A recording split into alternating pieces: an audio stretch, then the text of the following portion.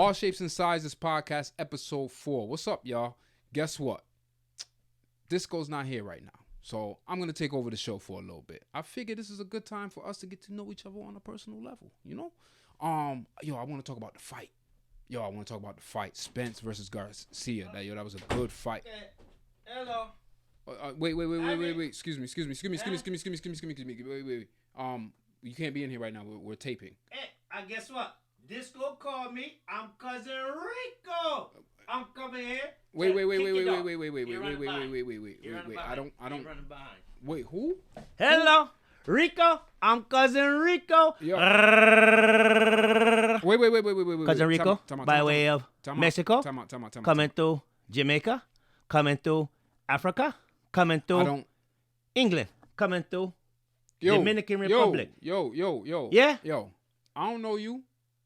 Listen, I'm telling you, I am Rico. I'm Disco cousin. Yo, He running late. I know the whole family. Hey. You know, I've never met you before. How would I know? How would you know what? Wait, what? That Disco not here if he didn't call me. Let's go. Kick the show. He said we have to talk about the fight. Hey, listen. I have business to take care of here. Rico. Could you listen? You could stay if you're quiet. Okay, sound good. Okay. I could help you with the fight because that's what he tell me come to do. All right. Okay. So, all right, guys. Excuse me. I apologize. So, who's supposed to win the fight? Spence or Garcia? What was it, Rico? Who was supposed to win? Not who won, but who was supposed to win. Was it Ricardo? Rico. Okay. You know. Could I engage with the people, please? Yeah. Okay, I appreciate it. Who was supposed to win, though? The fight was good. Rico see the fight? Spence was supposed to win. So as I was saying, I thought it was a good fight. I thought after coming out of his accident and stuff like that, and he looked real good. He looked good. Question though, did Garcia come out too slow? Rico, no. Garcia come out too slow. Do you know what I say? Don't make no sense why the boy come that slow when it should have came faster. He would win the fight. Okay, Rico. Yes, I think Garcia did come out too slow, but at the same time, I think Spence boxed him well enough to keep him at bay. He's a notorious. He's a counterpuncher. So being a counterpuncher, you're gonna wait. But the way Spence was able to change levels on him didn't allow him really to get off. Okay, question for you. So did Garcia get robbed for the fight, or was it a fair one? Did you say? Which one? Where did you say you was from? I'm from Mexico. But I mixed with Jamaican, I mixed with African, I mixed with Cuban, little bit of Irish man too, with the little leprechaun guy there. So my family mixed. Okay. But I know my stuff when it come to the boxing. Oh, so I appreciate it. So thank you. Excuse me. So thanks for that insight. Yeah. Question for you. I don't think he got. Do you think the fight was a good fight though? Yeah, I thought it was fans. The people. I thought it was a good fight. I thought Garcia did well. Why didn't Spence knock him out though? He sure doesn't. He doesn't. It looks like he's just right under the tier of being a great fighter. Who? Which one? Garcia or Spence? He gets always so close. Garcia. Do you think? Question for you, S.TV. Do you think Spence would have knocked him out if the boy been boxing sooner and take a practice fight? I think that Garcia. No, I don't. He didn't need a practice fight. He didn't need a tune-up fight. He didn't knock him out, though. He needed a tune-up. A tune-up would have had him knock him out. But he didn't need to knock him out. He needed to win. Do you think? And he needed to win impressively. He did that. He did that. Okay. He did that. So what about the next fight? Have you ever seen Garcia knocked out before? No. Have you ever seen him on the canvas before? Oh, one time we were sparring, and I knocked him out. That was a long time. Anyways, you don't know Garcia. So I know. Listen. Me and Garcia go way back. For real. We go way back there, sir. Long time I know Garcia, the boy, since we used to be in Pick Mango Tree. I hear that. So I tell you what, I think when your cousin comes, you could let him know all about it. Oh, this going already. Listen. You could let him know all about it. Listen to this. Because I'm trying to So as I was saying, Me and Disco go so far back. Let me tell you this. We had a band. Disco tell you about the band? We opened for boxers back in the day. We played the outcoming song. This one of them right here. Oh, whoa. Oh, yeah, I got the guitar already. Oh, I was here an hour early. You are his family. This is how the song go.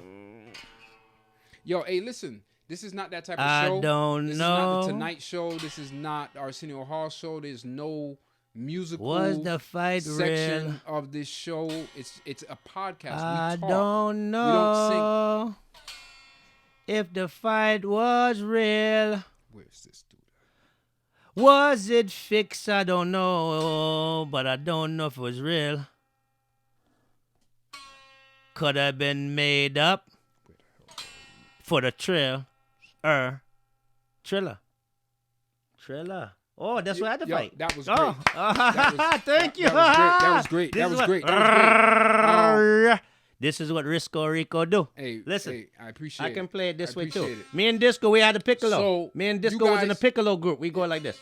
He told me it was a triangle. This was you guys played the triangle. Where we used to play it when we played. So guys, tell me what you think of the fight. Let us know in the comments what you think of the fight. Yeah, let us know in the comments what you think of the fight. What do you think about Mayweather fighting Jake Paul? Oh, like, I like that. Stupid money grab. Like, yo, I'm tired of Mayweather. Really? Like, Mayweather, if you gonna box.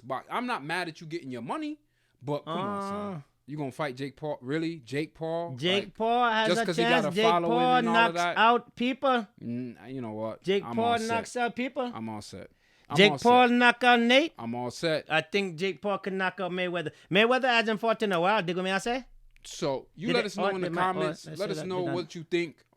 Let us know what you think about that matchup.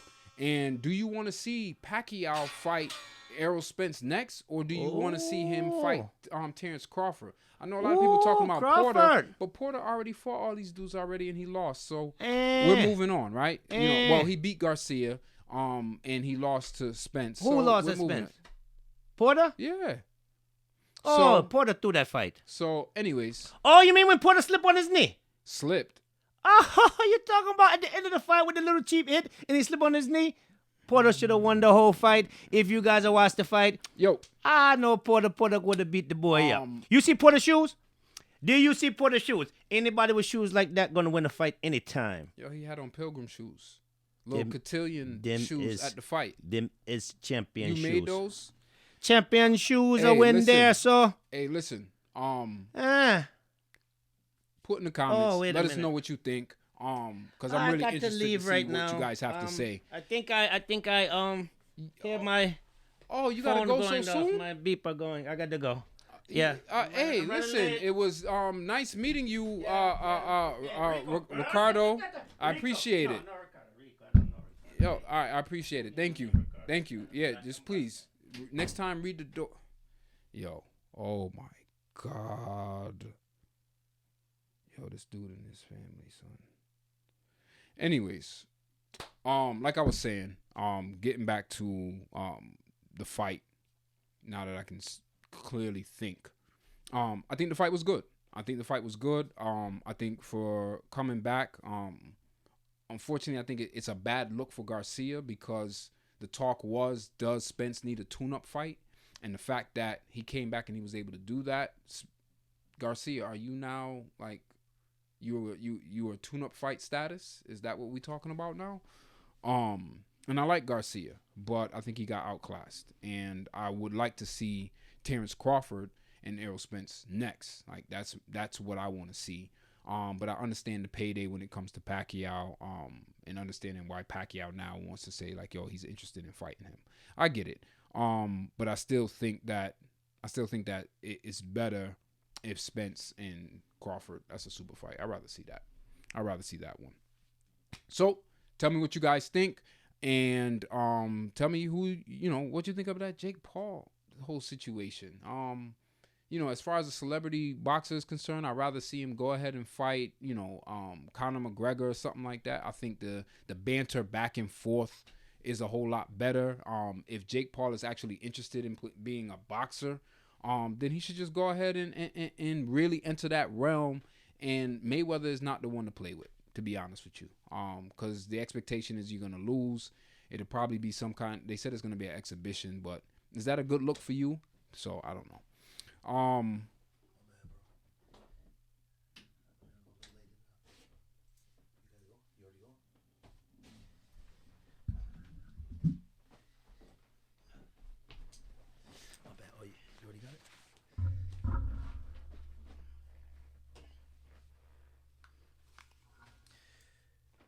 Hey, good evening, ladies and gentlemen.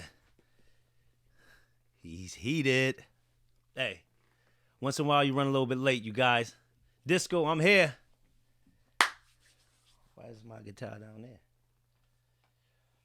there? We jumping to it early, huh? No, it belongs over here. It belongs over here. Huh? Let me see. Nah, we're still gonna go there. But hey, what did you We gonna kick off the fight. The fight this past weekend. I don't want to talk about the fight. Why not? I'm good. I'm straight. All right, you guys. So he's feeling a little bit sour because I'm a little bit late. Told him ahead of time, so I don't understand that. But anyway, we're gonna post. I'll put up here what you can see when we watch the fight because we videotaped the fight, so you guys will be able to see our reactions to the fight and Okay. Spence Jr. Garcia. I'm gonna do the McAllen. McAllen. I'm gonna do McAllen. Trying to think. What's the name? The Kentucky Owl is good. Yeah, give me that Kentucky Owl. That's what I've been on lately. Good. I like the Hibiki. I like the Hibiki. Fuck it, that's what we do. We do the same We thing. on Kentucky Owl. Then we switch it around. We move it around. Shit, man. Move it around. There you go. So that's what he'll do. And there's that little sweeping right you were talking about, Lennox. But see, Danny Garcia knows how to play the southpaw. And yeah, I know. We supposed to keep it neat. It ain't being neat tonight. Heck. Yeah. Rod. Dre, Ed. Yeah. We're not going neat tonight. Man, Messy as possible. Once again, guys, All Shapes and Sizes Podcast. Like, comment, subscribe. Tonight is fight night. But even in that exchange, you can see Spence is able to sneak in a shot and land a good body shot on Danny Garcia. You're right. So who you going with? Oh, I want Spence to get in, go to work, because I need to see Spence and Terrence Crawford. So Porter was saying the winner of this has to fight him next. Crawford. No, it has to fight. Oh, Porter? Porter next? Yeah, that's what Porter said. They have to fight him next. He said based off of, he said he's not doing it. He said Because he don't want that's what the boxing committee's actually saying. If Spence win, Crawford, they're gonna be asking for him to fight Terrence Crawford. That's what's gonna happen.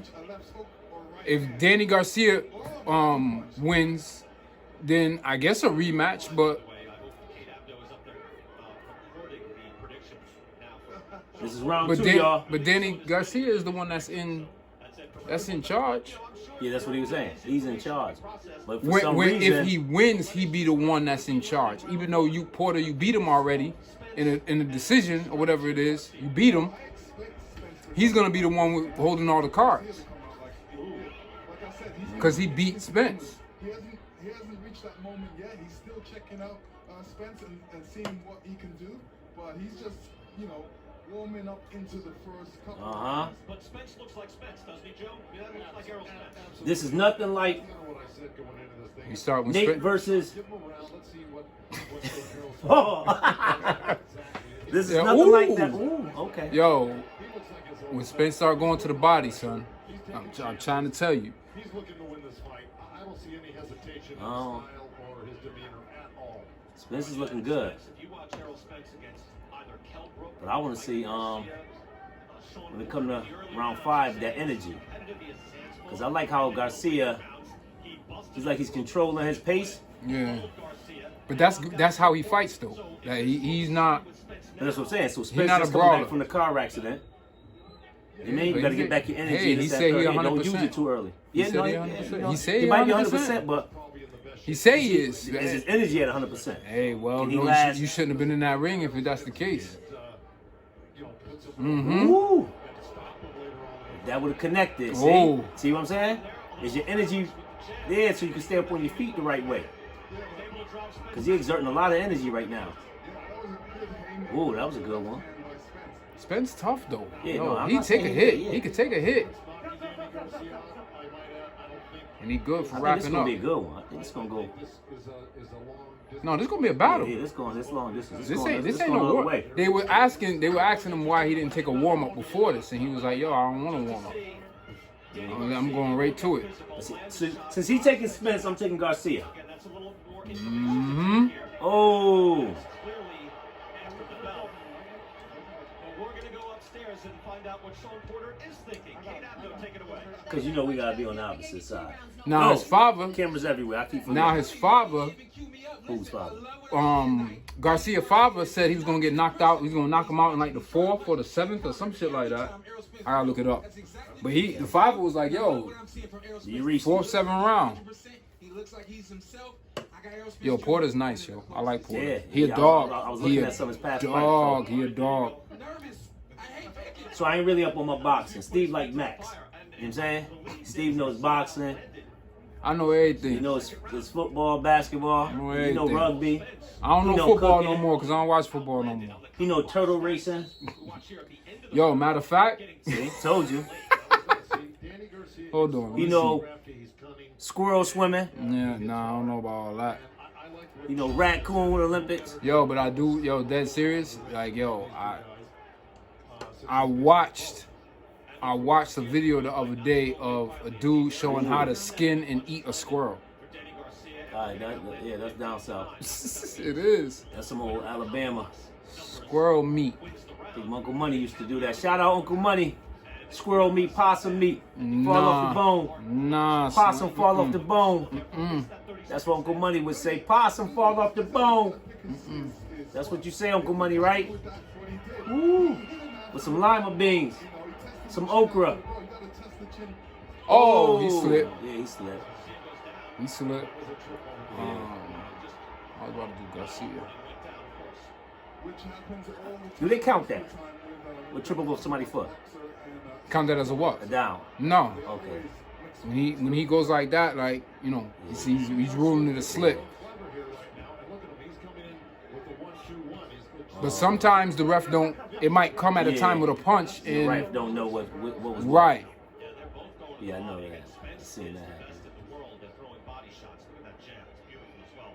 Ooh. Ooh, that connected. Woo! I picked the wrong one. I might have picked the wrong one.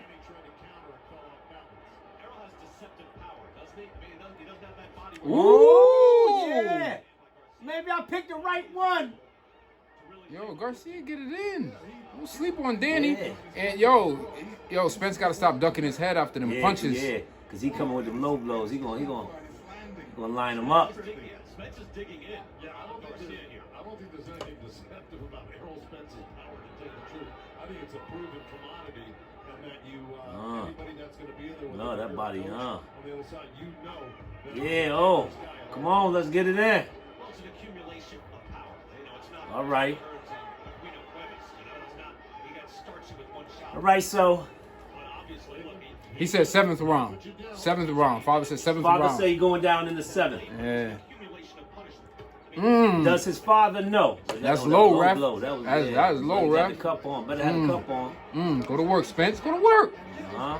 Spence got hands, son. Yeah, Spence looking good. He looking good. I'm seeing like a different level of confidence on Spence. Oh, yeah, Garcia. I don't know what Garcia doing with all. I picked the wrong guy. I think I picked the wrong guy. He turned around and he curled up and just ducked. Oh, I think Go to the body, I yo. think he hurt. Yo, when Spence start going to the body, I I'm think trying he to hurt. tell He you. holding on. He hurt. I'm trying to tell you when he start That going to power the was body. different. Yeah, that power different. We are going to go into the corner and listen to Angel Garcia here. Oh, He Garcia definitely- looked like he That hurt. wasn't his round. Yeah, he was hurt. He was like trying to avoid contact. Like a scratch. It's a little baby scratch. That's it. Oh man, hit him with a little baby scratch, huh? Yeah, you dipping and flipping, make him pay you. You giving him too much confidence. Right? Yeah, he right about that. His corner right, giving him too much confidence because Spence was feeling himself in that one. It's not a cut, man. It's a baby. baby nothing. It's a baby nothing. Stop on that. I got it. What's the money for? Danny, Danny, don't jump straight back. Okay, keep circling on him, Danny. You gotta make him pay when he throws go under. Know what I think too? What happened when a nigga fuck your nose up and you still gotta fight like 8 rounds? After that, you in the 4th round, that nigga fuck your nose up and he keep tapping And it. he keep tapping, and this shit broke. Oh, your shit Oh, broke. this Oh pain. my god. As long as it ain't continuously bleeding, which it will I mean, you at gotta- every round. That means you just gotta deal with it.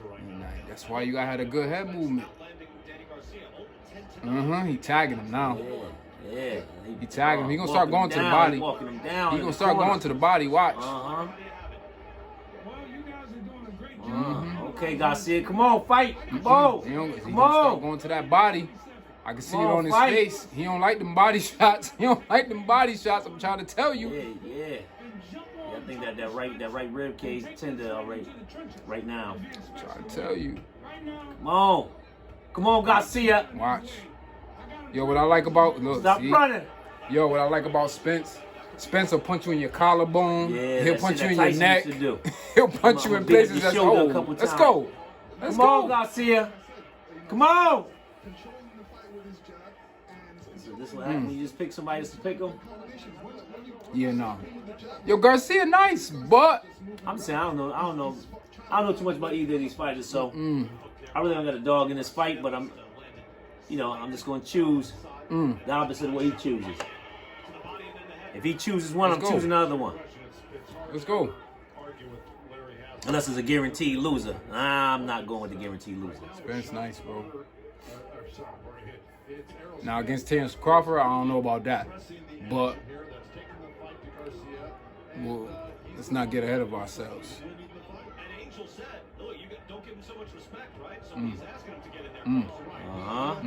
Keep him at bay with your jab. Yup. you know, the Yup. size difference, the height difference really makes a matter difference as well. Because, Uh-huh. with Errol's throwing that jab, and Danny boxing against a guy that's a great jabber, plus he's taller and he throws a lot of punches.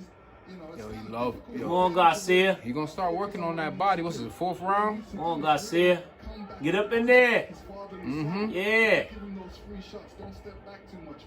Yeah. Step into the side, which he did. Stay in the gusto, man. He stay working. Let's go. Technically, they working. Yeah, you can. Oh, that right there, that running with the. Oh man, Garcia, he like he about to get. Oh, Garcia like he gonna get knocked out. In round 7, his father predicted it wrong. Did his father jinx him? Oh, that's a good, There that's a we good go. shot. There we go. But keep more But you power. gotta throw. Keep You coming gotta at him. throw. Yeah. Oh, come on. Connect more power. Oh, they traded that one. Oh, there it is. No, that ain't Come on. it. That ain't it. He Come about on, to get. Garcia, get the He confidence about up. to get hit up. Come on, Garcia. He about to get hit oh, up. there we go. Nope. Oh, Gloves. come That's a on. good body shot. Yeah, That's a good okay. I body shot. like what he was doing though. They weren't all connecting, but Shit, maybe like He one was coming connected.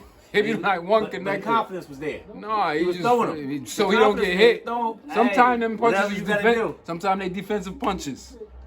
Sometimes we need defensive punches. Man, He was trying though. he ain't no slouch. He We'll keep it moving. Yeah. So how you doing today? Yo, who's Rico? What? Who's Rico? Who's Rico? Yeah, Rico. For what? The fight? What are you talking about? Rico for what? Rico. Your cousin, Rico. My cousin Rico? I ain't got no cousin named Rico. The hell is Rico? Rico's a Spanish name. You have a cousin named Rico. He was just here. He said right. you told him to come in here and talk about the fight. He ruined the video. He wouldn't allow me to speak. He was just all over the place. I don't even know who this dude is. So I don't know the hell you're talking about. Anyway, moving on, because anyway, you guys, listen. Oh, I got a question for you. When was the last time you went to KFC? I don't know. Let me tell you this. A couple weeks ago. So you know I'm working out, right? But I have my little cheat dates, y'all. So once in a while I try to, Yo, they're terrible. no, The listen, food is listen, terrible.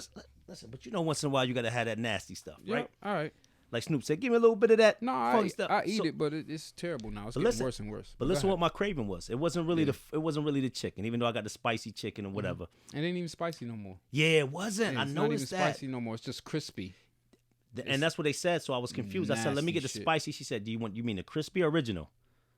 So I said, okay, crispy. Thinking it still was spicy. It ain't spicy And it no wasn't. more.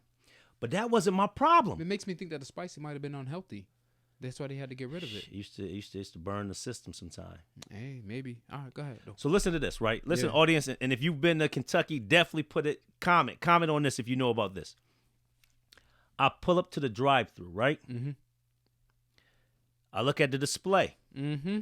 I figure, let me get a 2-piece and a biscuit Mm-hmm. at my normal side. Mm-hmm. Potato wedges. Mm-hmm. I look on the display, find a 2-piece and a biscuit. Mm-hmm. Okay, we Gucci. I seen no potato wedges. I seen a whole bunch of pictures of French fries. Mm-hmm. I'm like, They okay, don't maybe do they wedges pushing no some. more. I'm like, maybe they pushing this French fry thing they got going on now. Mm-hmm. But I'm still gonna go for my wedges. Mm-hmm. I say to the lady, she said, what do you want for your side? I said, potato wedges. She said, we don't have potato wedges anymore. They don't do wedges no more. That's the best part. They Oh don't do my wedges. God. I What? think they recently stopped doing that too. I don't know. I haven't been there in, I don't know. Probably I ain't been to Kentucky probably since last year. Yeah. And I probably only go once a year. Yeah. But I go, part of the reason I go to Kentucky, people that know me, them potato wedges, man. Yeah. Them The wedges and the spicy, but they don't do spicy and they don't do wedges no more. So now, is it even worth it to deal with them rude ass people acting fucking Kentucky? Hold on, we go there. We go there. Listen, and y'all know them. Y'all know them. Y'all know them Jamaicans at the Kentucky is rude. Oh, they rude and they like yo. Yeah. I had one of them ladies tell me one time when I came to the drive-thru, I was ordering my food, right? And it was a big order. She literally told me, I cannot order that much in the drive-thru. I have to come inside. Wow. Now, mind you, I was ordering for like 5 people. So everybody had their own order. So as I'm going through the order, and she literally told me, I cannot order all of this in the drive-thru. I have to come inside. I said, what? I said, no, I don't. No, I don't. And now I'm arguing with the lady on the thing, so I don't even want the food no more. Yeah, hold on. You don't argue with people. You making know your the food. rules. Do not argue with Yeah, people so, making your you know food what if I you mean? can't Like, see your food. Like, nah, I'm Let me good. tell you a funny story. Yeah. My man Beno. People that know Ben, What up, Benno? they definitely, you already know. Yeah. Years ago, we go to Kentucky. I ain't gonna say which one. It might be statute of limitations, might not be up on this yet, but we go to Kentucky. Same rude type of let's say service. Mm-hmm. So after the rude service, we get to the window to actually get the food. Mm-hmm. They pass the food. They turn around and they pass him his drink. Mm-hmm. As soon as I still remember, it was an orange high C. She passed him his orange high C and didn't fasten the top on. He grabbed it and it spilled out. Ben was heated. Whoa. She looked at they him. do that shit all the time, Listen, too. she looked at him like this. Ben looked at me. I think it was me and cousin Bub, RIP. Mm-hmm. Ben looked at me, looked at Bub, looked at her, and threw the whole drink at her. And we pulled off. I don't even think we paid for the food. Yo, when I say dying laughing, but listen. Dude, yo, they But rude. They my question rude, is, bro, if you don't like your job, man, I ain't tell you to work there, bro. So I in ain't that, tell you to work there. so in that scenario, You don't like customer service. You don't like being in customer service, and you don't like having to prepare people food. You know what I mean? Like, don't take that out on the customer. so Don't take that on me. so in that situation there, Yeah. isn't it fair to say that if you give off that negative energy and you do something like that, that if a person responds back, a patron responds back that particular way, and I'm not justifying violating anybody at their job, but if it happens, will you not kind of feeding that or asking for that in a way? Yeah, I mean, if you rude to people, you rude. People gonna be rude back. Like just have some type of respect. But I don't like, you get on there, you like, yo, can I get a 3-piece tender and what'd you say you wanted? A 3-piece tender. What? 3-piece? We don't have any tenders. Yeah. All right. Can I get? We don't have none. All we have is this, and this. All right. Well, can I get Okay, do you want that with fries or you want it without? You want mash? You want, It's just your Hold on. tone and Watch. how you deal with people. I'm gonna bring like, you yo, somewhere come real on, now. Man, relax. Now I'm bro, gonna bring you 'cause somewhere real. Shit could get real different. Now you might, especially 3 o'clock listen. in the morning. I'm coming from the club and you the only thing open. You wildin'. Watch your mouth. Now I'm gonna bring you somewhere different now. Yeah, go ahead. West Indian restaurants. Not all, but most and a lot. We've had this experience. I know you've had this experience. You go in there. You let me get we're going to start with a bakery. Let me get a shrimp patty. No more shrimp patty. Chicken patty. No more chicken patty. Or whatever it is. Let me get some oxtail. No more this. But they almost act like, and we hear this all the time. You guys probably heard this a million times. Like it's your fault Like that you asking for something that they ain't got. them. You bothering them. But hold on. Now I'm gonna take it on a serious note. This is my problem. Mm-hmm. I experienced this years ago. I ain't gonna say the place because it's a place I still frequent. I go in there. Yep. That same rude tone. Mm-hmm. Yo, I'm on lunch break, right? Why was some white was a people bakery? in there? I'm just saying this. Why Yep. was there some white people in there that came in there after me? And it was almost a super, hey, overboard type of stuff. And I'm looking at like, yo, where that energy coming from? You was just talking to me like you ain't. When I walked up, yeah, what you want? You order, and they come like, hello, can I? Why is it? And we know this because we definitely come from a West Indian background. Why does that particular type of energy happen to us people? Same complexion, damn near same, come from the same descent I to think some it's the degree. same thing that we always talk about, man. I think we have a self not understanding. We have a self-hate about ourselves, right? And we deal with ourselves in a certain manner. We look down on each other when we shouldn't. And we're quick to judge ourselves, all right? And we're quick to judge everything. But how we judge, like, say, those white patriots that came in, you judge them automatically differently. You looked at them as a cash cow. You looked at them as, yo, let me serve them, give them the best service possible because they're on their lunch break and they're going to go back to work and they're going to come back and tell all their friends. But you take for granted the people who come in here and work and deal with you regularly. But sometimes it's young people versus old as well. Yes. Because an old person might have walked in there and got the same treatment those white people got, but you as a young person is just like, yo, what do you want? What you need? Yeah. What you need? So I want to stay there for a second. What you said right there. What we know when you bust down the true numbers is this. We might come in there and frequent there weekly. Some of these places daily. Yeah. Those other people, those other races at times come in there once a month, But that's once a year. That's taken for granted. But you see what I'm saying? Yep, but that's the taken for granted. Yeah. So, right? but hold on. But I say also, based off of their own math, they know we see them people every so often. But we also see these people every day. and we deal with them the same way every day, and they still return. So if you don't like the way people are dealing with you, don't go back. Oh, I like that. So in other words, You wouldn't do it at another restaurant. If you went out to a white restaurant and they treated you like shit, you went to an Italian restaurant and they treated you like shit, you'd be quick to be like, you know what, fuck you, I'm not coming back. Excuse my language. Beep, beep. good point. Good point. So excellent point there. So do we or should we? Because let me say this. It's a plus and a minus there. Because if we start to take that stance and say, you know what? I'm getting this bad service from you. I ain't coming here no more. Indirectly, we're impacting the community. That business doesn't do good.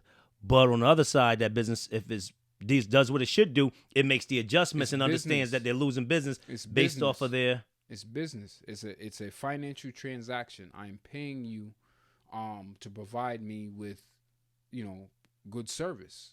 Period. It ain't just the food. When I come in there, I have to interact with you. Your interaction with me might turn me off and tell me, like, you know what?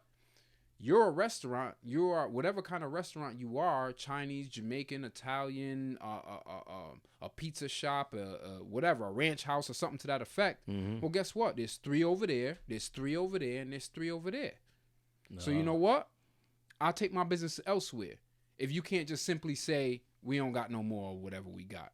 Yeah.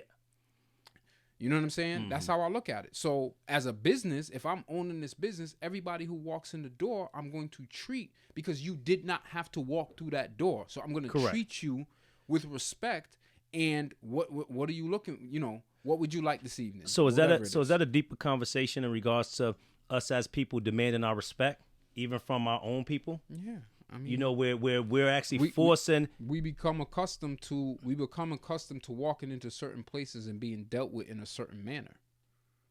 So we get complacent with the normal service that we get, and we just deal with it versus demanding a higher level of service. So, for example, you walk into your barbershop, right? You walk into your barbershop, and you've been waiting your turn. You know you're after this person. You're waiting for an hour or whatever it is, and then somebody else comes in, and somebody else jumps in that chair. Oh, they still got those type of barbers out here, right? So I used to have a barber like that, but what I'm saying is. You can go. He tried that once with me. You can go about that scenario. I ain't saying no names. You can go about that scenario. Yeah. A couple different ways. You could make us think about it right then and there, like, yo, what the hell's going on? At the end of the day, he doesn't have to serve you. Correct. Right? Correct. So if he chooses not to, you can choose to at that point say, yo, I'm never coming back to you. Correct. But some people don't. Like, yo, they be like, in that situation, they be like, yo, this messed up, man. Yo, I told you I had somewhere to go. He like, yo, my bad, yo. I just really, he been waiting, yo. I got you. No worry. You next. And then you sit there like with the dumb face, like. Yeah. So I had a barber that used to do that, right? Saying? But that's my point. It's still your choice. You could get out and go to another barber, but sometimes when you find that barber that do what he's supposed to do right. But you got to demand it. Because I've been in that situation, and I demanded it, and then I ain't let the person cut me. Yeah. But then after that, I stopped going to him. He hit me up while after that and was like, yo, I got a schedule right now. I put people in times, which made sense. And I started going back to him, but then his times didn't work with my business, so I just couldn't continue with him for that reason. Yep. My barber that I go to now, nobody's cutting nobody. He lets, when you're here, you're here. Mm-hmm. You know what I mean? I call him ahead of time, I'm coming. I come there, I'm in that slot. So it makes sense. So nobody feels like they're... Most you could do, people see you there. I'm sitting in the car here. Somebody's in the car right now. They're already in here. So it's not, nobody's never feeling like somebody cut them for $1. Because, you know, dudes be like, yo, hit you $80. Oh, I got to take, man, I'm not trying to hear that. I waited all this time. My money works. You know what I don't know if you remember, of course you do, but I don't know if the people remember, New Styles that used to be downtown. Right? Yeah. So he calling out names. Yep. No, I'm serious, right? No, we calling out Newtowns. Okay. You go down to Newtowns, there right? It is. Put them on blast. If you don't got a barber, Newtowns, everybody's, you go in there, it's nice, it's a nice decor. You think everybody in there nice with the blades. Okay, you sit down and you waiting. You wait. Never think everybody's nice with the blades. But I'm just giving a point of saying, like, yo, you sitting down and you're waiting, and, yo, I'm going to wait for this chair, or I'm next, or I'm this, or I'm not. Those days are over. Those days of me coming in, even if I know I got next, I don't want to see the barber engaging in an hour-long conversation here and there, doing something else. Again, it's the service. Yes. Yo, be able to do, you could talk. Yeah, I mean, it's a free world. But be able to get your stuff done in a timely manner so that, yo, the conversation don't start. I can sit in the thing, that everybody's haircut look good, but I don't want you stopping to say, like, yo, I heard about that. Boo, boo, boo, boo, boo, boo. Yo, I'm not trying to be in the barbershop all day. Hey, time is valuable. Service. Everybody's time. But hold on, but not even just that. It's service. Service, but also just making sure that the time that you're actually allocating to this person to do their hair, that you're focused on that, because everybody in that chair waiting, time is valuable. Hey, time is valuable. And that's the thing. But again, it's up to you are the consumer. You got to put your foot down. You're the one who has to be. You can decide whether or not you want to stay there and deal with that or not. Okay, so first, before we go any further, I want to definitely give a shout out to Lloyd Austin. You heard about Lloyd Austin today. Okay. They announced it. This is who Biden is actually. He's a retired, I want to say, Army general. Mm-hmm. He held some high ranking in the United States Army. Yep. And he's actually being sought after to be the next,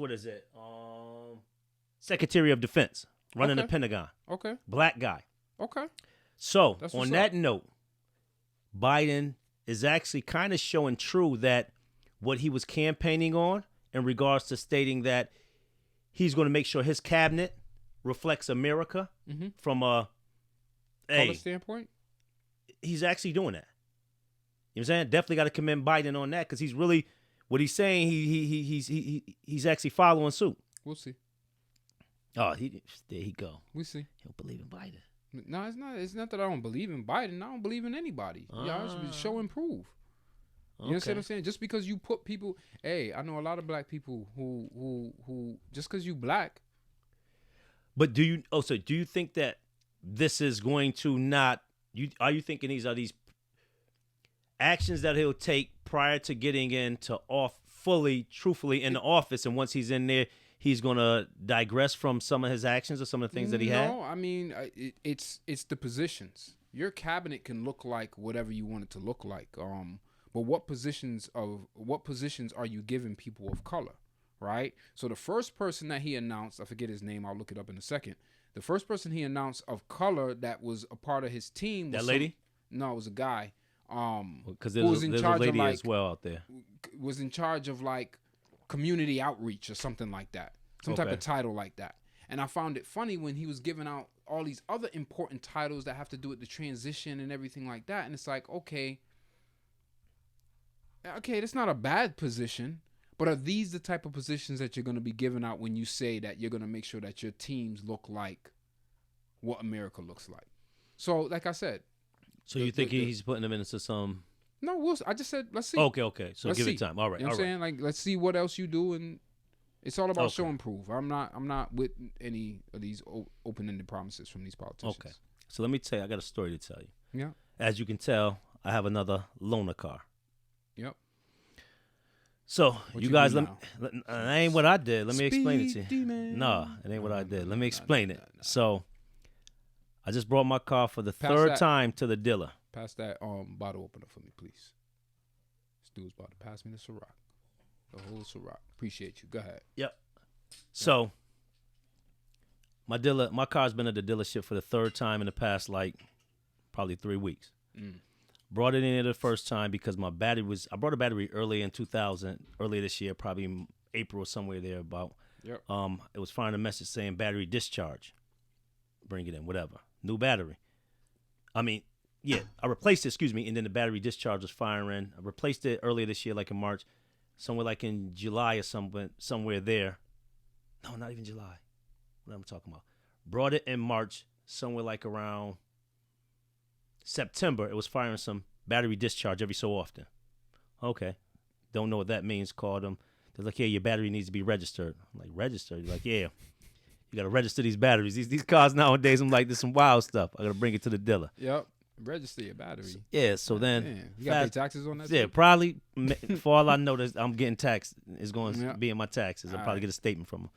So I turn around and I keep going through this until it gets to the point where the car doesn't start. Got to jump it. Ride for like 5-6 days, then it cut off again. So, okay, I make an appointment to bring it in there. All right, do the battery thing, do a oil change and whatever. Mm-hmm. Something's bring it in for that. There's always something. Mm-hmm. So I bring it in there, pick it up.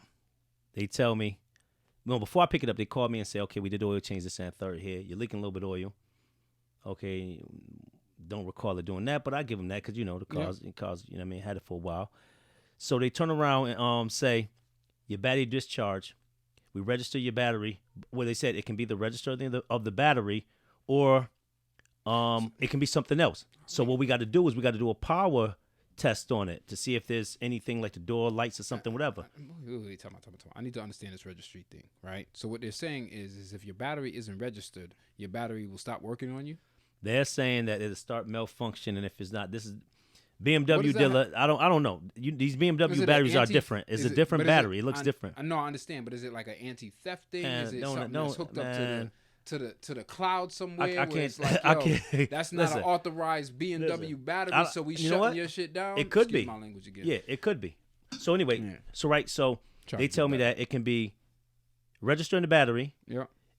But other than just registering the battery, because that might not be it, they probably want to do a power check on it to see if it's pulling anywhere else. Okay. Right? So I say, okay, do that too. Pay for that too. Yeah. They come back and say, okay, we registered your battery and we found out your software needs to be updated. So I'm like, all right, software update. Okay. How much that cost? You said $2 something. Battery registering was $2 something. The power check was $1 something. And a software update was $2 something. I'm like, all right, do it. I come back down there, pick it up, leave. 3 days later, the same thing's taking place. I call them like, yo, what's going on? Oh, well, bring it back down, yada, yada, yada. I'm like, all right. I'll bring it back down again. Lady, excellent service. You know what I'm saying? My girl Marissa, BMW, she's taking care of the kid, right? I go back down and she's like, yeah, they put on a thing and they said there's some sensors. I said, hold on 1 second. They tell me 450 something. I said, wait a minute. She's like, you know what? They should have told you. They should have said this could have been one of the options or one of the things that might be tripping it out or whatever. The first time, I'm like, come on, man, no. Okay, we're gonna take off 200 off of it. Listen. Your BMW, you should be able to tell me what the hell the problem is. Not it could be this, or this. Listen. Come on, so she's like, we're gonna take off 200. I'm like, yo, whatever. They take it off. They do this sensor stuff. I pick it up. This past Sunday, I'm riding. I pick it up on Thursday. Okay, Thursday. All right. I picked it up on Thursday. Yep. Drove it all Thursday, running around seeing clients all Friday, Saturday, doing my due. Sunday morning, I get in there, that thing ain't turned on. I'm livid, heated. I call her Monday. Listen, I called her because normally, mind you, I waited. Like, I had to wait like 4 days the last time because I tell them I need a loaner car. I'm dropping my car off. I need another car. Y'all got to put me in a loaner. Yep. So I called this time. I said, listen. I called her on Monday morning. She picked up. I was like, yo. She said, bring it straight down. Don't worry. I'm going to have some type of coffee. Bring it down. I'll take care of. Sorry about that. I'll bring it in. They hit me up today and tell me, yeah, what it is your water pump is not acting right. It's messed up. So what we tested it this time and found out we left it on. Last time they told me that they tested it and had it sit for a while because I had it there a whole week. We tested and we let it sit again this time, and we found out that when your car cuts off, your water pump is still on, running, and it's draining your battery. I'm like, yo, hold on. So I need my money back. So I need my money back. This is $1,495. This $1,450. So I'm like, yo, hold on. Wait a minute. I said, every time y'all keep, I said, y'all already paid that. I said, y'all fixed the sensor that didn't need to be fixed for $445. Yep. Y'all fixed updated my software for something that need to be done. Yep. Did all this. I was like, yo. She's like, well, I'm gonna talk to whatever. We're gonna see about taking this off of this. I'm like, yo. No, it's for free. I ain't even call her back. I'm heated. Free. Heated, y'all. For free. No, for free. Heated. You gotta do it for free. You gotta fix my car for free. Man. I've already paid for it. Y'all fix shit that didn't even. Y'all fix stuff that didn't even need fixing. Listen, I'm gonna go speak to the manager. Yo, y'all fix stuff. Yo. Speak to the manager. Hold on. The other thing, listen. Now this is what I think is a conspiracy, right? New country. Man, listen.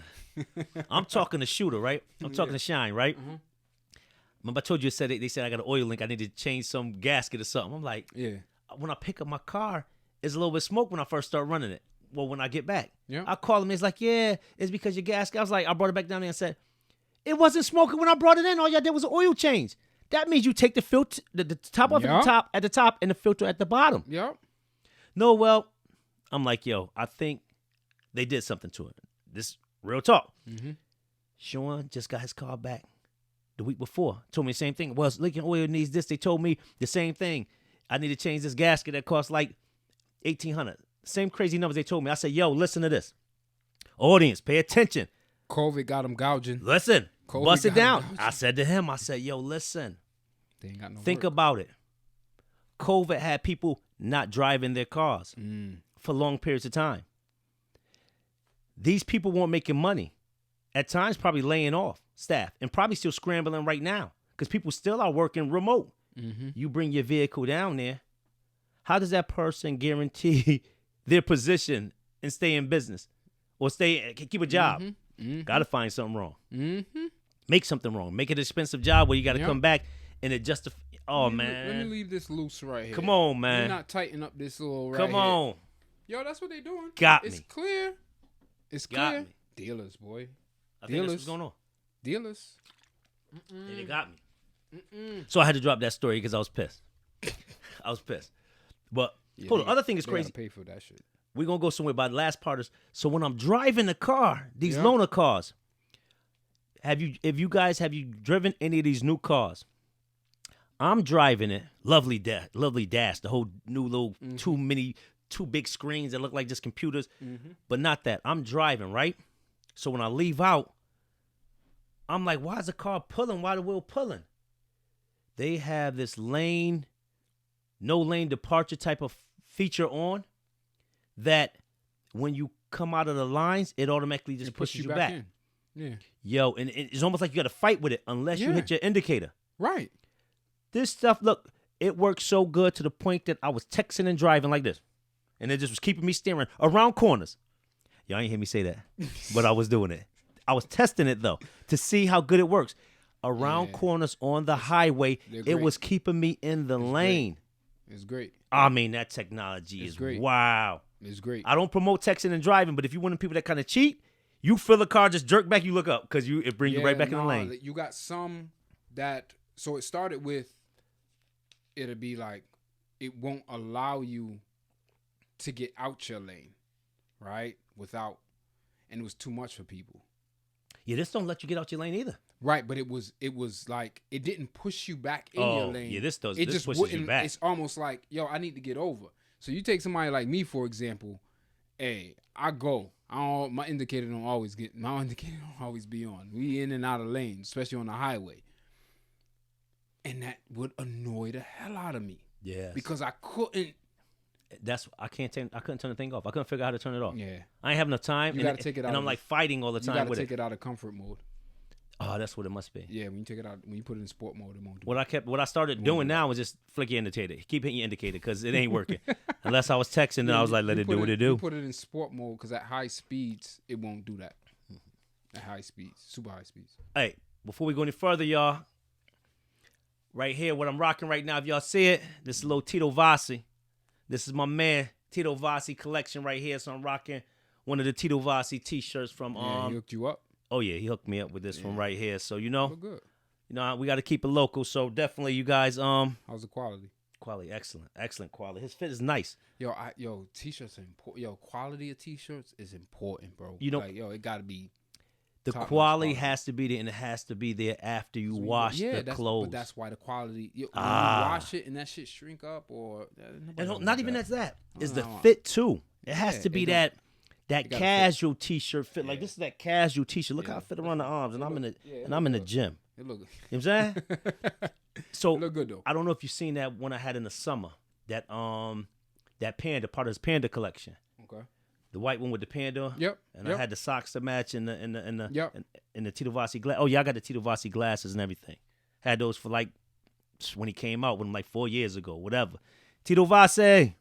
So you guys definitely, look out for my man Tito Vassi. You can look him up on social media platforms, all of them under Tito Vassi. Go to his website, titovassi.com. I'm about to head there right now. I need a hoodie. He's the guy. He's the guy. You know, he has it all. Hoodies.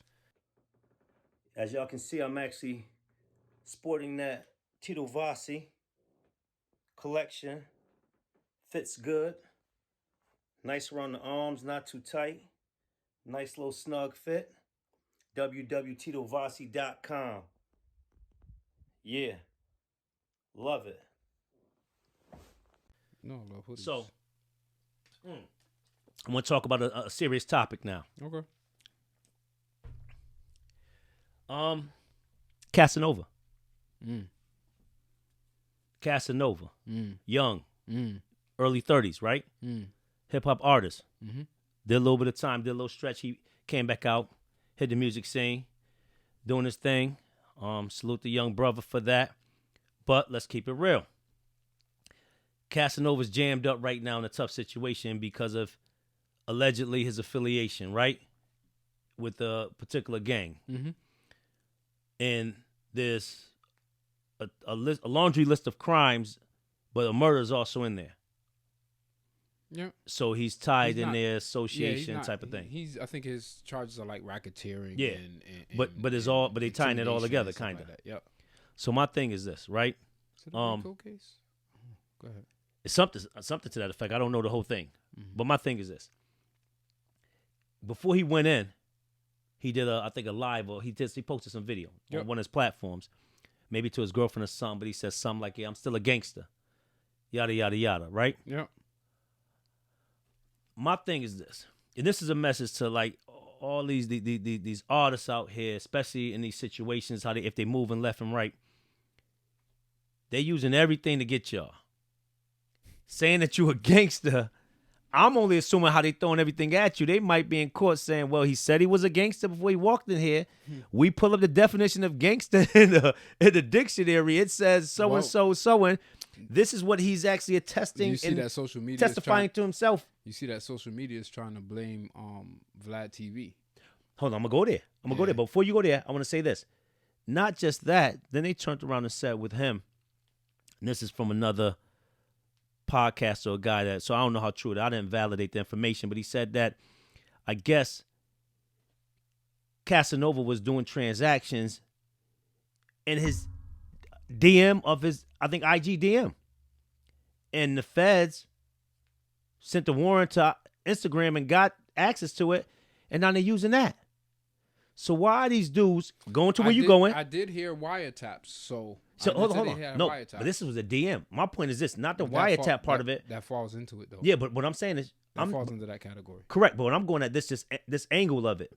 Why are these dudes nowadays doing so much, to your point with Vlad TV and these interviews as well as DM? Why are they moving so backwards when it comes to crimes?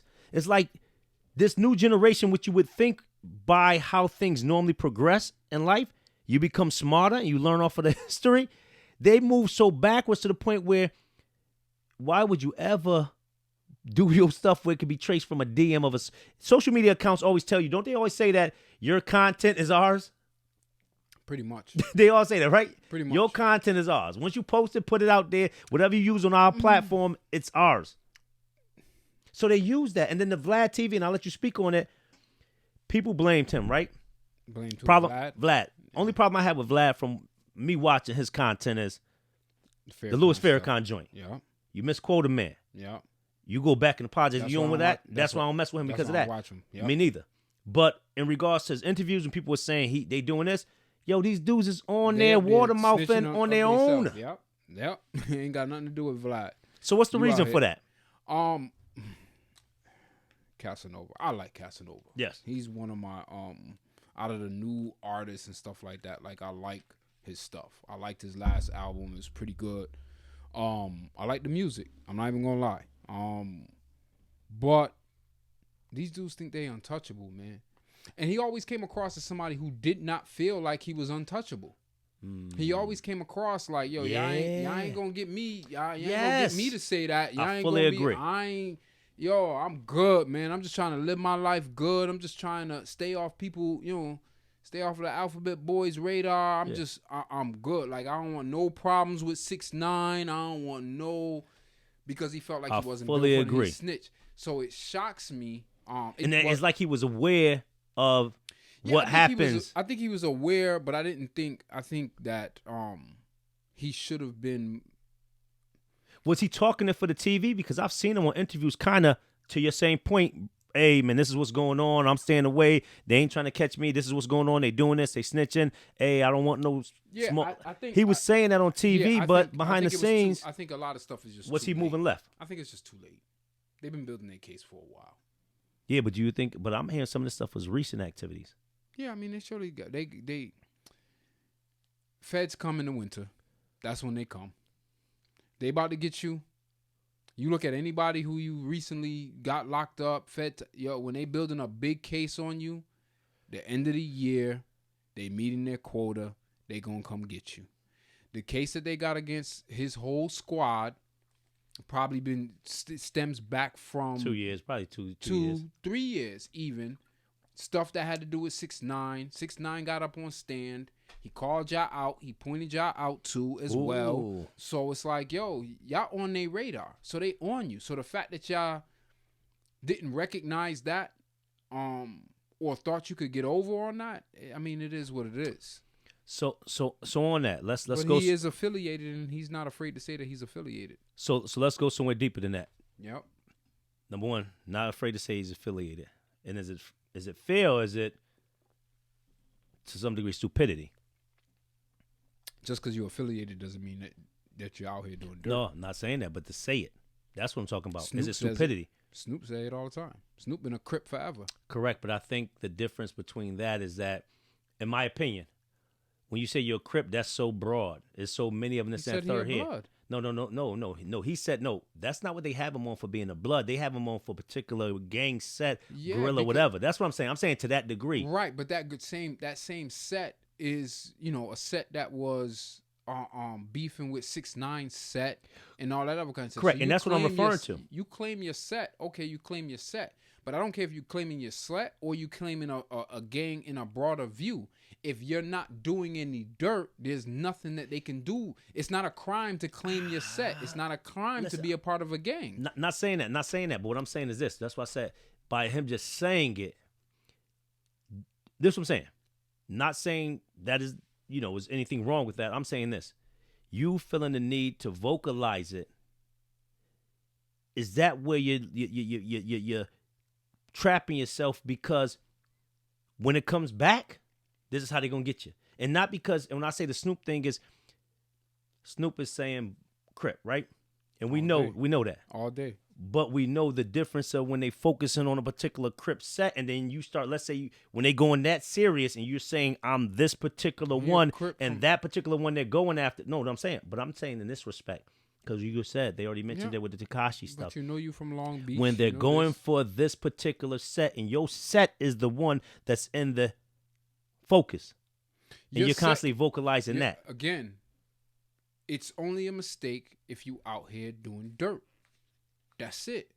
Because I agree, but I come from that era where, man, listen, you got moving silent, man. No, why? But that's a fact. You know what I mean? But the problem the higher is, you go up that ladder, the quieter you got to be. The problem is you're not moving in silence, right? So my thought was always like, yo, okay, you move the way you move because you were moved from it, right? And what you're doing is you're bringing light to your own set so they can find a way to eat off of that.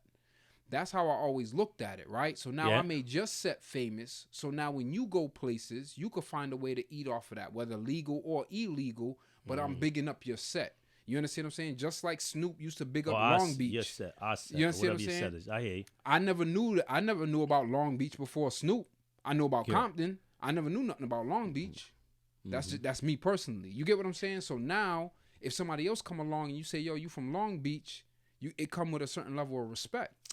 You understand what I'm saying? Yep. It just is what it is. If you say, yo, I'm from Bowles Park, it comes with something.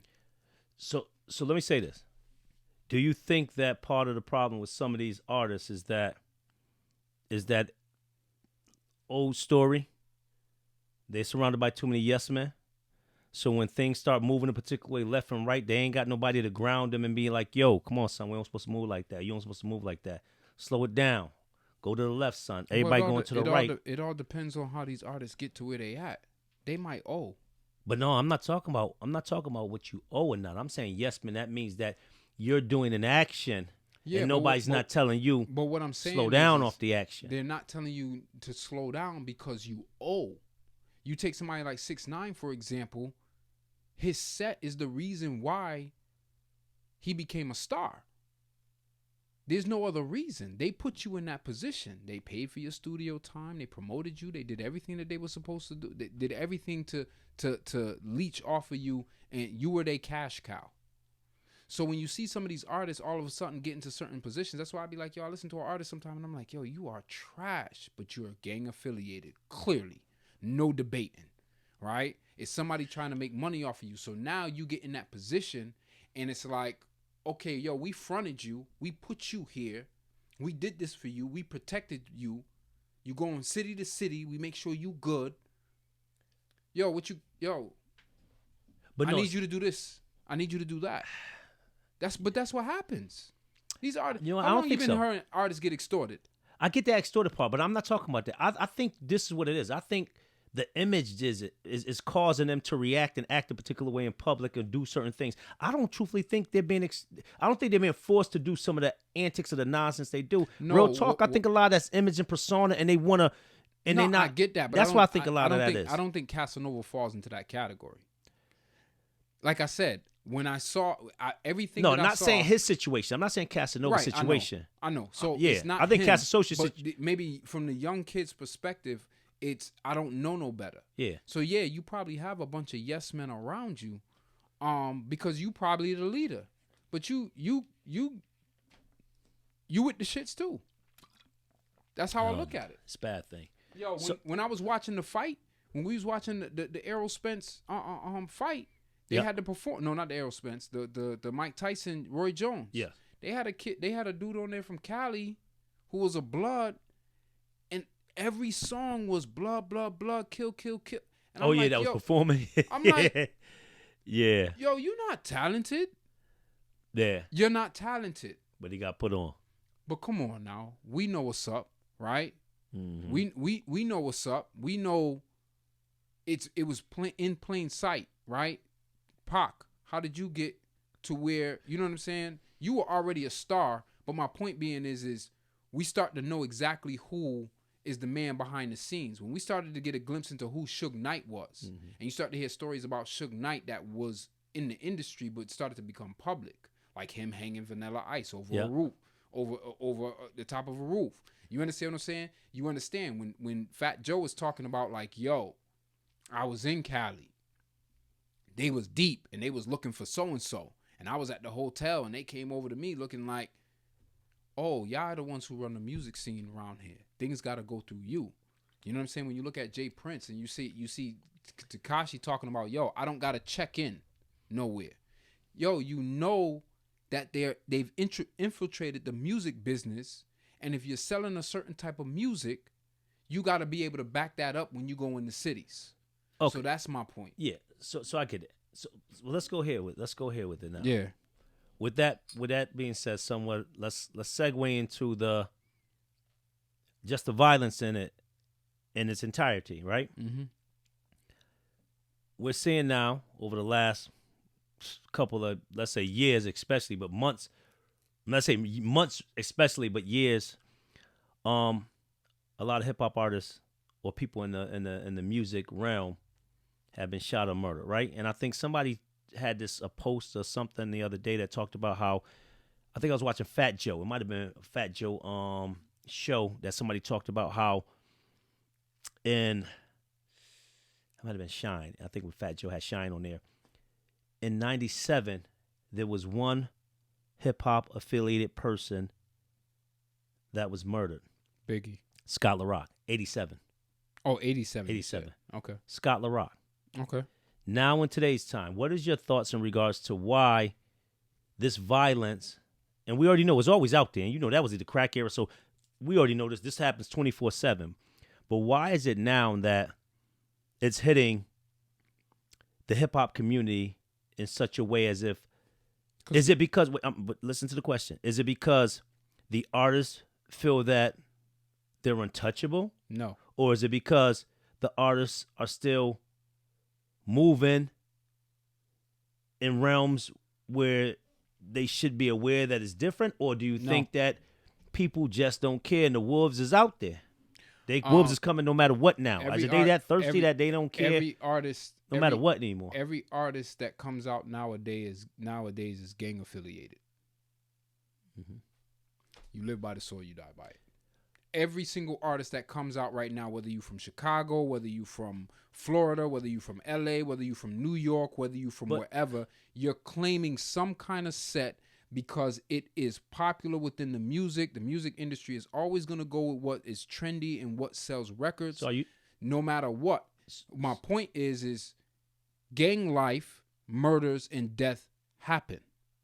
So if you're going to bring those type of artists into the realm, don't be shocked when they start dying off. Now, the question I have is this. Yeah. A lot of these murders aren't really gang related, though. They're not? A lot of them aren't. A lot of them are robberies. A lot of them are just That's regular. Not gang related? No. That's what I'm saying to you. Okay. Some of them are, he got it, we going to get it. A lot of these dudes are getting shot behind just somebody trying to take what they actually have. So what I'm saying is, in that regard, so why doesn't different type? Look at the art. I'm sorry. Look at the type. This might sound quick. Look at the type of artists that die and die from robberies and those type of things. Why isn't it that somebody like I don't know, freaking Kanye is not dying from because he wear them ugly, cheap, terrible clothes. No, but that's kind of my point. He ain't got no jewels on him. What you gonna get from Kanye? If you gon', my thing was always and like, he's always around like 50 bodyguards. If you out here and you promoting that type of lifestyle, right, and that is your lifestyle, think about the music, think about the lyrics in your music. If you're actually living those lyrics, You're living a lifestyle that puts you in a position to get robbed. I fully agree. So I don't. But what I'm saying is it this all is correlates. It but- all goes but- together. But that's what I'm saying. But a person should not feel like they can't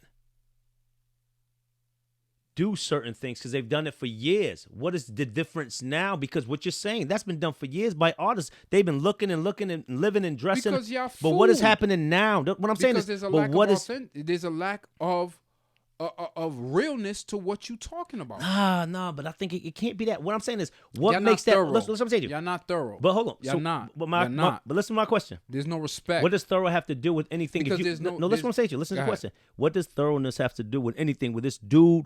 He's on tour here, or he's out here. He's from over wherever he's at, and he might be thorough. Perfect example, Pop Smoke. Them dudes went to rob him. Why do the wolves come is my question, because think about it. Thorough dude, he from over there, they You came and robbed inviting him. them. That's Benny my the thing, Butcher, man. didn't he get shot in Texas? But yeah. You I'm asking you a question. Yeah. He got shot in I believe Texas. it. I believe that's the case. Think about it. What did he do? He was out there. These dudes are just getting robbed. My thing is, what now? The wolves are coming now. They don't care who you are. Let me ask you a They question. don't care what you're doing. All right, let me ask you a question. Is that not in their music too? That they don't care about none of that? There's no respect. There's no. That's a part of your music. So you're saying you're saying Yo, if you you label live in- yourself this way, It's- we coming to test you now. Yo, there's But a people certain, been saying that before. What's the difference now? Artists Yo. have been saying that for years. saying what for years? It is what it is. Gang music been out there 24/7. I disagree. I disagree. Who you want to name? Disagree. Mobb Deep. Who you want to name? No, but I think East this- Coast, West Coast, No where matter they at? what you say about those people, there's still a hierarchy. There's still a level of respect. There's still chain of command. There's still if this type of person is gonna get touched, then I know he's affiliated with so and so. So you know what? That might we might have to have a sit down. It's those type of structures that is not around now. So that's the point I'm getting at. That's what I'm saying. It's not really what But the that's people what are doing. Is But this? that's what you rap about in your music. That's my point. The same thing you talking about. The same thing is the same thing Mobb Deep or whoever is rapping in their music is still at the same time. I also know that you got into a beef with True Life and you ain't want no smoke. Cameron, you didn't like Jay-Z. Yeah, you gonna talk stuff about Jay-Z, but on the strength of OG Juan, you gonna fall back. Like there's certain levels of respect that comes with it that these younger people do not follow. So because you don't follow, you out here talking your stuff and you got all the jewelry and all the money, but you fooled. Ooh. Because ain't nobody's gonna look at you and say, yo, you know what? He's not to be touched. Which is why 6ix9ine probably got down with his team of his bloods, because he could go to every city and be like, yo, I'm not checking in with nobody. Because you're not going to touch me. Why? Because of my team. And for the most part, he was right. He was right. You went to Houston. You went to Cali. He might have dodged a couple. No, he definitely dodged. People was looking for him. People was looking for him. But He might have dodged a couple. But do you understand my point? Look at the boldness of what you was talking about. Whereas somebody else would have just been like, yo, nah. Even Redman, I've heard stories from Redman and Fat Joe and all these other places of like, being ignorant of having to check in. But once I checked in once, I understood, and every time I go, I check in. That's it. Different code. It's a code. because it's a respect thing. Yeah, it's a code and respect. Yeah. So if I come to your town and I'm showing respect to you, guess what? If I get robbed, when people get robbed for their jewelry, how many people you know now? Think about this for a second. How many people you know now get robbed for their jewelry but get their jewelry back? A lot of them. A lot of them. Get the jewelry back? Yeah. Nowadays? Well, depending on who they get. Wait, depending on what town they in. You get robbed, you reach out to the Back right in the- person, you back reach in out the to day- Jay Prince. Jay Prince would be like, Yeah, but that's my I'll point. get your chain back for you. Back in the day, Check in. artists used to get robbed and you wouldn't even know that they got robbed because they'd get their chain back because somebody would go get it for them. Right? You might have to pay for it, but you're going to get it back. I think that's still happening. No, I'm sure that still happens. Then it started to become a little bit more public. Oh, you got your chain snatched, Yeah. but I got my chain back. Well, how you got the chain back? Because you ain't go get it. Somebody got it. And why would somebody give up your chain? I know Jay Prince done got back up plenty of people chains. It's a respect thing. Okay. So let's switch gears. Okay. Sports. NBA season is creeping upon us once again. I'm ready. NFL season is going out the door. I could care less. Same here. This year was about different. NFL season, Yeah. and my Giants is in first place in the division. So Think about them You know. guys. My With a- Patriots, with a- we're gonna with a beat the losing Rams. We're record. gonna beat the Rams in the head tomorrow night. but I don't respect Captain football. Saucy. I don't respect football no more. But go ahead. Yeah, but I'm gonna. You know what? And I think we had this conversation before. Lost a lot of respect on the Kaepernick, and nothing's been really the same. I'm Right. still engaged because Lil Dexter I still know, plays I and he know. does his thing I there. know. But I hope he's still it's working different. out. Oh doing yeah, his he thing go in his hard. COVID time. He's mean with it. Yeah, he's serious. I think with I seen a live or something like video. Yeah. The story he put up that he Yeah, out he here put a working story. out. He do Yo, his thing. Keep it up, little bro. Yeah, but it's like it's a different vibe. But let's go to the NBA. Okay. My Celtics. We got who we got? Tristan Thompson. So we gonna have a center there. He ain't the goon that I was looking for, but I think he's gonna do good. What about your Knicks? Why? Because we needed it. No, What why you you talking think about? Tristan Thompson gonna do good? Man, I think we gonna make him into a goon. It don't matter, bro. Celtics, we make goons. Once you go Kardashian, Ah! you ain't never gonna be right You again. know what? Name an athlete. Oh man, Name an athlete. I thought about that when he came. I said, "Oh man, Name an athlete, bro. Just name one. I can't even go to the games to see the little fake bodies." Yo. Hold on, we're gonna get. That's where we're gonna go next. We're gonna talk Okay. about these bodies. But again, I don't think that's gonna do nothing for you. All right. So what's going on with your Knicks? What about him? What's going on with them? Nothing. Who did y'all pick up? We picked up what's the young boy name? Didn't y'all get somebody from we the got West? somebody good. We got he's from Dayton. Is it Dayton? Toppin, whatever his name is. Young boy, he's good. He's all right. What position? Point? Small forward, power forward. Okay. That's where he at. So- if he can get his shot up right, he's always gonna kind of be a power forward, in my opinion. So I didn't hear this, but you were telling me. Yep. LeBron responded back to Kyrie in regards to the comment that he made earlier in the Yep. year about how Crying. KD is the only person. Crying. Why was he crying? Yeah, he was crying to me. Why was he crying? He was like he was hurt. He was hurt. I by think he's it. supposed to be hurt. He's hurt. I didn't by hear it. it, but he's supposed to be, Yeah, man. Right. You played with a he was- dude. you know what he said? What'd he say? He said, when I first heard it, the first thing I wanted was my peoples to get me the transcript so I could read it verbatim. To make Right. sure that he To really make said it and sure, nobody whatever. didn't take Right. Kyrie's words out of context. Solid. Respect that. Yep, You solid. gotta respect it. Because too Um, many people be taking words out of context. Go back, listen to it, hear the Mm-hmm. person. Matter of fact, I say watch the video because cadence is important. Emphasis on words is Well, important. apparently he read the transcript. And Okay. then he turns around and he says, This bitch ass nigga. basically he's like, yo, I'm hurt. I was hurt by it because, all I ever wanted for him was success for him. Even when we played together, Respect. I wanted him to be MVP. He did. Not game one, Yo, though. Yo, Not the first yo, MVP. listen to Wait. Listen to He me. could have won it, but not the first Listen one. to me. I want him to be MVP Yo, after I get the I'm first not one. trying to hear none of that nonsense. LeBron, y'all not cool. Y'all was never really friends. From day one, y'all butted heads. You bounced year one in around this time of the year and went on a little vacation, right? Because things weren't working out between you and Kyrie. But he worked Kyrie it out, went though. off. He still went off, showing what of a great player he was. My point being is, yo, stop playing victim, bro. No, I'm asking you the Stop question. playing victim. Outside and I of don't that- even think what Kyrie said was a shot at LeBron. Straight up. I'll make you a question. Straight Now, up. let's keep it a buck now. So you want to Yep. keep it a buck. Let's keep it 100. You know as well as I know What? that number one, if you're in the public, in the light, right? Okay. And you know anything you say can be misconstrued, changed, or looked at a particular way, right? And you know your relationship with an individual is a particular way. Ain't no way Kyrie didn't know what making that statement is going to sound like a jab. If we're talking about it and everybody when he said it was talking about it, then that's the reality of it. No. Kyrie no. ain't dumb. So let's wait. so Let's keep it a let's buck be- now. Kyrie's no, not let's- dumb. let's When be- Kyrie let's made be that real. statement, he knew the What was his energy statement? was going to come back. What was his statement? He said something like he's never played with another person that he felt comfortable with taking the last shot or Over him. over him. Over him. Yeah.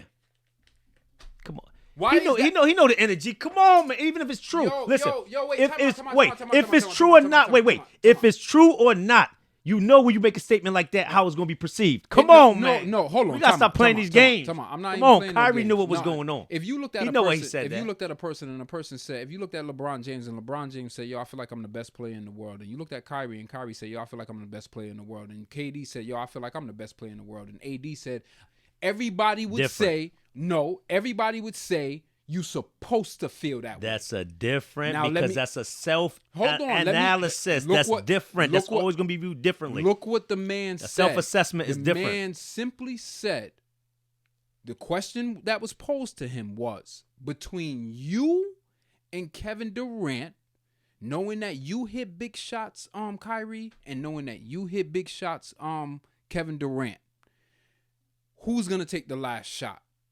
And he was like, whoever's hot. Respect that. He was like, whoever's hot. He said, I can honestly say this is the first time I have somebody who I'm playing with who I feel like, yo, he could hit that shot. And that's More where than it went. him. But hold on, time out. He also said, yo, I've always felt like I'm the one who's the best person to take the shot no matter what. So why is it that's a shot at LeBron? No, Hold on, let me finish. That's a shot at LeBron when really it was a compliment to KD, who's known for hitting big shots in LeBron's face, right? Let's not act like we right? Why is it that it's not looked at? There? Hold on. Why is it? Because I'm tired of LeBron people. What man. they gotta do? Why is is it? it? That's a KD 10 shots of legit. Yeah, we so quick to because it's Kyrie. And anything he says that pertains to him, it has to be about LeBron James. Yo, he said comments about LeBron. He's already told you, I don't want to play with LeBron. I wanted to move on. I wanted my own team. He already told you, yo, when I got my own team. Good thing we got rid of him. He was like, when I got my own team, yo, I like realized. Kyrie, but we ain't need him. Continue. You sound crazy. You sound crazy. Listen, my thing is this. Crazy. I just want to finish this. Nah, that's crazy. What he's saying. What he's saying? Listen What? what I'm saying to you. Is LeBron clutch? Listen what I'm saying to you. Is LeBron let me clutch? just finish. Oh, okay. What I'm saying is this. Nobody Yes, he is clutch. What I'm saying is this. His record show, and we ain't going to go there because we done had this debate already. He got a ton of clutch shots. Anyway, the point I'm getting at is this. You know. Is he more clutch than Kyrie? Listen. You know perception. You know when you say certain things how it might be misconstrued. When they asked him the question, when he went and said, hey, ain't nobody I played with. Come on, man. You know how that's going to come across. Even if it's 100% factual, it's going to come across because of your estranged somewhat relationship as a jab. No, you're going to make it a jab. Yo, before he responded, the world felt it was a jab. Let me ask you a question. Did the world feel it was a jab before he responded? Yes or no? Absolutely did. Thank you. Right? He didn't. LeBron didn't make it a jab. But let me ask you a the question. world thought it was a jab. Let me ask you a question. Because it was a jab. Let me ask you a question. I'm listening. When you first heard about his comments, yes. What was the headline? I don't know, something like Kyrie dissed James or something. I don't know. You didn't get to hear it on your own first. You didn't get to hear it without somebody putting a spin on it first. That's what happens. No, but wait. That's the point that I'm getting at. Hold on. So then when he comes out here and he's laughing like, yo, why are y'all twisting my words? That is not what I meant at all. Y'all don't take his word for it. It's news. It's LeBron James and it's Kyrie Irving. You didn't get to listen to the podcast and hear that for the first time on your own accord. You heard somebody else listen to it first and tell you what happened. And now you are now skewed forever listening to that comment. Let me say this. Yo, I think it's nonsense. nonsense. I don't think it's nonsense. Let me tell you, this is my true opinion behind it. My opinion is this. The fact of the matter is he right. Listen, right. This is my opinion behind it. They mad because he's right. Listen. It ain't about being right or wrong. This is my opinion behind it. No, I'm telling you my opinion. I don't got to Listen. Me and him ain't cool. Listen. We not cool. I'm going to tell you, my opinion behind it is this. Yeah. Number one, if it's true or not, if you make certain statements, you got to be prepared for people coming back. So even saying, yo, why y'all twisting my words?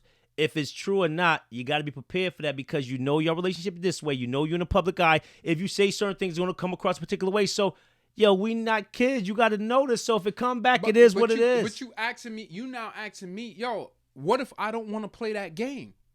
What if I don't want to play that game? What if I want to be able to say what I say without somebody else trying to misinterpret it? To fit their agenda so they can have something to talk about Monday morning on the talk shows. So what did James come back and say? I just told you what he told. What he said? Just a he came simple back as, and he said, he was like, I was hurt. I could look it up verbatim. He's like, I was hurt by it. Even though I know I've hit game-winning shots before and blah, blah, blah. So, and then he goes on to say, all I've ever wanted was the best for Kyrie, and all I wanted, playing the victim again. All I ever wanted was the best for Kyrie. Victim, man. Come on, son. You always didn't that victim, boy just man. see that I just want the best for Kyrie? Stop it. I passed the ball because I just wanted the best for Kyrie. I want you chasing Michael Jordan, but you wanted him to be MVP over yourself. I want MVP because I just want the best for Kyrie. You a lie. Yeah, MVP's already. You a lie. He wanted Kyrie. He wanted a little Kyrie to get one. He a lie. Kyrie a killer. Kyrie a killer. So what do you think about Kyrie and KD? What do you think that's going to look like? Kyrie is the reason why you was able to jump up there and talk about, I'm the GOAT. I never heard anybody call themselves the GOAT. Nobody. He the first person I ever heard, even Jordan. Do you think he's the greatest of all time? That's not for me to decide. Jordan, you didn't even, you got the game, the game saving. Is it wrong? You got the game saving block. And Kyrie hits the game-winning shot, and you go on your podcast and you say, that made me the greatest of all time. But wait, hold on. He was talking about the comeback, the defeat of Golden State. That's what he was talking about. That's what made him the whole collective, not just that end play. He wasn't talking about that last play. Yo. You are talking about that last play. He was talking about the whole comeback. He even said it again after that. He even said after that. He said, so you think that makes him come the GOAT? back and beat that team? You think it makes him the GOAT? I think he's just one of the GOATs that's out there. There's no such thing. Jordan said there's greats in everyone. I hate that. There's no such thing as GOATs. I think there's GOATs. There's no GOAT. We had this conversation already. You Jamaican. There's no such thing as GOATs. You know it's GOATs. There's no such thing as GOATs. You Jamaican and you know it's GOAT. There's multiple greatest of all times. Yes. Just listen to what that's saying. Greatest of all times. This times, that times, that times. You think so? Yeah, listen. You think so? Okay. Listen, okay. We're going to go somewhere else with greats. We're going to go somewhere else. Goats. There's greats. There's only one GOAT. Listen to this. We're going to go somewhere else, right? Michael Jeffrey Jordan. Let's keep it 100. You see my video? When I was out in the line for the me and Lil Dex in the line for the vaccine. I was mad too because I was like, if this nigga, if he turn around and he come out of there with a PlayStation, I'm gonna be pissed off because he ain't tell me about it. But listen to this. So, shit, we were supposed to be in line tonight to get him for tomorrow. Then we supposed to be at 10 o'clock to get the ticket. Fuck. It's 1:11, bro. So anyway, listen to this. So Dexter called me. Dexter tell me like, they're going to have them at the store. They're going to have 28, all these different stores getting them. We get up, we hit Walmart.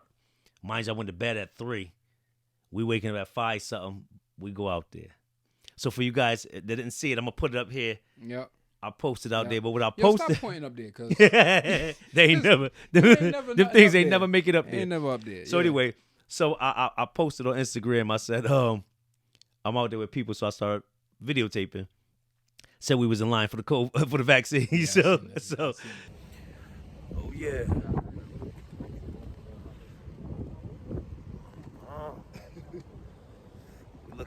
We looking good.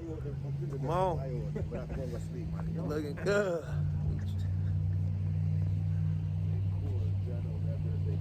We're in line for the vaccine. We're in line for the vaccine. We get the vaccine, y'all. It's the line for the vaccine. Yeah. So listen to this. This is the funny part of the story. So they finally opened the store. Mm-hmm. We sitting in that cold ass line. I'm early in my, like you waiting for goddamn phone posits to come out back in the day. Yep. So we go inside. They let people through the door. So we like 15 and 16 in a line. Out of a line of like 60 people. There's a ton of us. We go in and we walking in. Everybody walking in like a line. They like. I heard what you did. They like. I heard what you did. They like Stacey. They like. I heard what you did. Just walk. I heard what you did. They like. Just walk. They like. Yo. No running. Just walk. Just stay in the line with us. I did the same thing. people walking fast now. Yeah. So we come in, Start power people start walking. walking, power walking. They're like, Start yo, power everybody just walking. don't whatever, don't make us, don't cause no ruckus, whatever. Yeah, Just yeah, everybody yeah, just walk, be cordial. Yeah. Mind you, they let the older people. There was a couple old ladies. They were in the front of the line because they let the old people go to the front line. I know you saw. Man, we walking. So I'm walking. We walking out the main aisle. When you first walk through the door, man, I've been left real fast. I start to run and zigzag. Started booking. I blew past this old lady, almost knocked her over. No. Listen, Dexter said everybody took off running after me. When they told y'all to walk, this dude hauling out, knocking down old ladies. Come on, son. I was like Yo. George or Seinfeld. You know that time George ran over and knocked her. Yeah, knock down the old lady. Yeah. Oh, man, listen. That's hilarious. Man, I flew back there so fast, man. I look behind me. It was a ton of people just running just like me. We get back there, the dude like, man, we ain't got none. We gave 20 out last night, and we got 8 tickets more, and that because the total of 28. Right. The other 8 people, if you got your tickets now, you can get them, but other than that, you can't. Heat it. People was in there mad, and I'm still in there joking. They mad because I'm in there videotaping talking about they ain't got no vaccine. They heated it. They mad. I know they like, man, I just got this motherfucker joking. Yeah. Ain't no time for this. Yo. Oh my God. I'm going to wait. Listen, this is why I wanted it. I'm going to wait. I only wanted it to turn around and sell it again. They online for like. Don't do that. Why not? Because they're not selling. They're not selling. Yes, they are. No, they're not. I bet if I hold it until the day before Christmas, I bet it'll sell. They're not selling. I'm telling you, they're not selling. You think so? So you telling me this? You're telling me this? That hot system that's out right now that I think they got on StockX for like 900 or something, and these crazy numbers that I'm hearing. You telling me these rich kids' parents ain't gonna try to get them one the week before Christmas? Well, I'm sure it's a couple. Yo, you don't. Okay, so first of all, I will test it. All of these scammers, they bought up all the PlayStations. Yeah, that bot stuff. They said they bought up this guy all told me the this lady got 20 of them. And what they've been talking about, is if y'all don't know about that bot stuff, that's some old. Yeah, the bots is basically keep auto putting stuff into your cart and paying for stuff and real fast, and you right before a person can punch their stuff and you done snatched it out their cart and that's why paid when and you had go on, it's already sold out. As soon as you try and do it, you right there with it, it's automatically sold out. They're sitting on stock.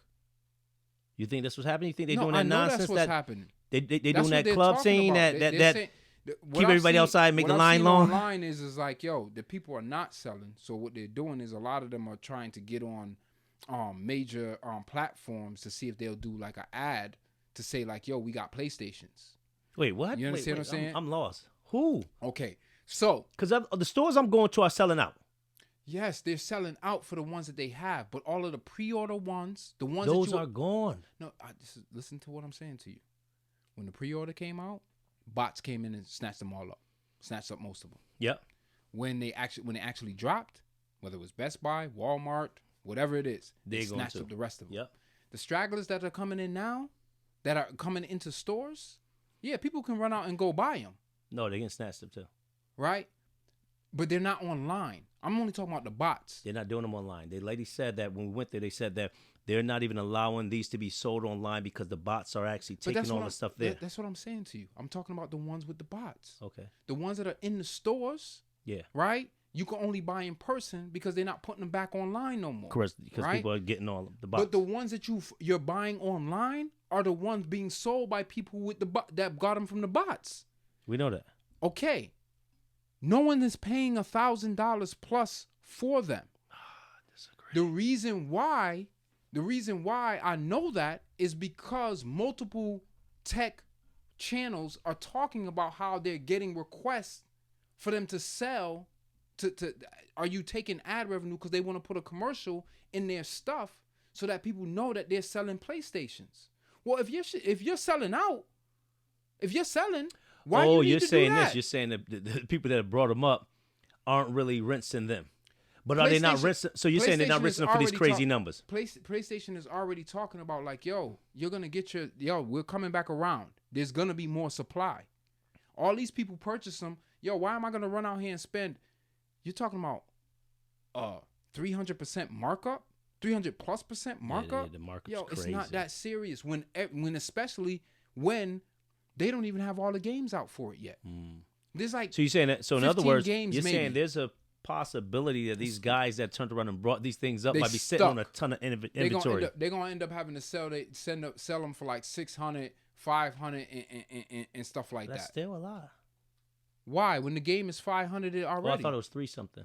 It's $3.99 for the digital. It's $4.99 For the disc one? For the disc one, right? Oh, so you're saying they're gonna end up selling them for cost? We'll see. We'll see. On that subject, There's no reason. There's no reason to buy it. listen. On that subject, Don't get caught up in the hype, people. let's go somewhere serious now. I know somebody who The sold one VAT. for like 800. They sold it. They sold it for like 800. Then what the hell is you talking about? They ain't gonna be able to sell it. 800. You just said they ain't gonna be able to sell it for 9. Not for the Somebody numbers sold it that you for 8. see online. That because 8 and 9. my That's point- $100 difference, Because bro. my point being is all the prices are going to start to come down. You trying to get one now and sell it for 800, but it sold for 800 last week. You understand what I'm saying? I think it's getting closer to Christmas. I think because it's it's gonna go higher. $1,000 because it's $1,000 plus. So somebody throwing something on there for 800, yo, I'm grabbing that real quick. So this is the numbers I heard. Maybe I'm hearing different numbers than you because Yeah. like a week or two ago I heard they were selling for 6 when the $300 ones were selling for 6. The Where? 5 was selling for No, that's I haven't online. heard that. No way. And now I'm hearing they selling Where? for 9. eBay, StockX, where everything that I've seen has always been 9 to 1,200 everywhere from day one. So we listen, you From guys, day we're gonna one. revisit this from day how many one. weeks are we from Christmas now? The one I'm Damn. talking about, the little 800 one, was somebody who was able to grab one offhand, personal set, like I'm selling it to Okay, you so for let's like the 800. so let's check this again like in 2 weeks or right Yeah, before I think Christmas the or prices weekends. are gonna go down. I think they're gonna go up. So I we think- guys, we're gonna see. I think We're gonna do they'll a poll. It's I- gonna be right here. I think they'll stay.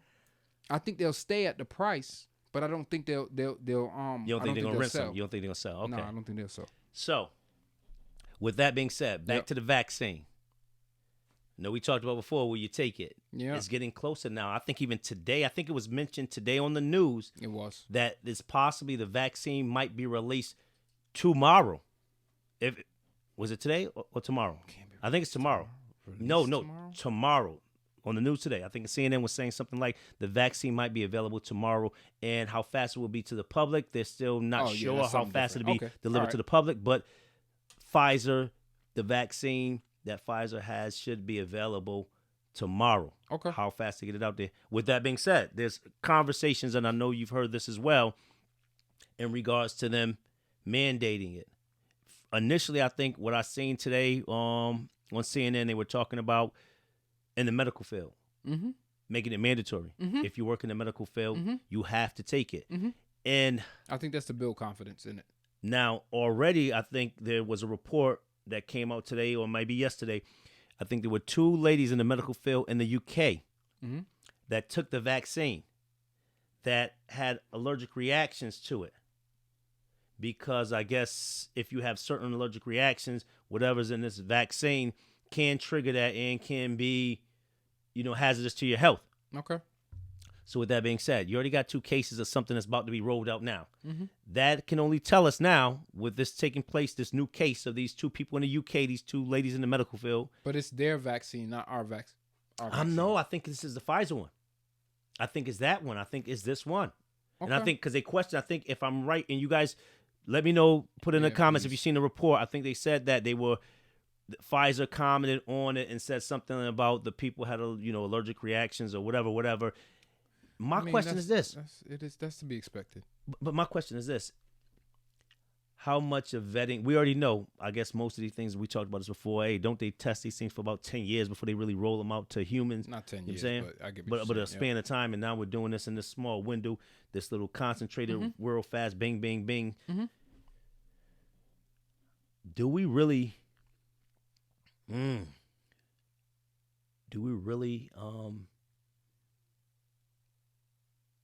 need to push it out this soon? We know it hasn't been fully tested. Do we really need to push it out this soon? Yes. Are you going to take it? No. I'm gonna wait to the- see. what the hell? I'm about to see what. Wait, you just been saying we need to push it out as soon, but you ain't gonna take it. Yeah, for the So people who's supposed to take it? For the people who don't want to quarantine, for the people who don't want to wear masks, for all you people who out here Oh, who's helping okay. spread it, yo, go ahead and take that vaccine. I appreciate you. You know what I'm saying? See you when I see you. You know what I'm saying? And I'm gonna just let the herd, what's it called? Herd immunity take over. Oh my God, he's not right. He's not right. He's not Nah, right. man, you wildin'. I'm gonna wait to see how. He got a green arm. Damn, you He know no what? longer- Ah, he look damn, different now. He son. look like that Homer Simpson meme Oh, that's you out only there. you only got one nostril. Ah, son. You see that meme that's out there that looks like a real live Homer Simpson? Mm-mm. Oh man, they got this meme out there like a Put it right here. picture. Yeah, we're gonna put it. Actually, Yeah, put it over there. Wherever Listen. you put it at. listen, It's it looks over like here. this. Put it over here. It looks like Homer Simpson if he was a real human, Mhm. but like drunk at the same time. Mhm. I seen it like a week or two that said this is the first person that took the vaccine. Oh, see. Mm-mm.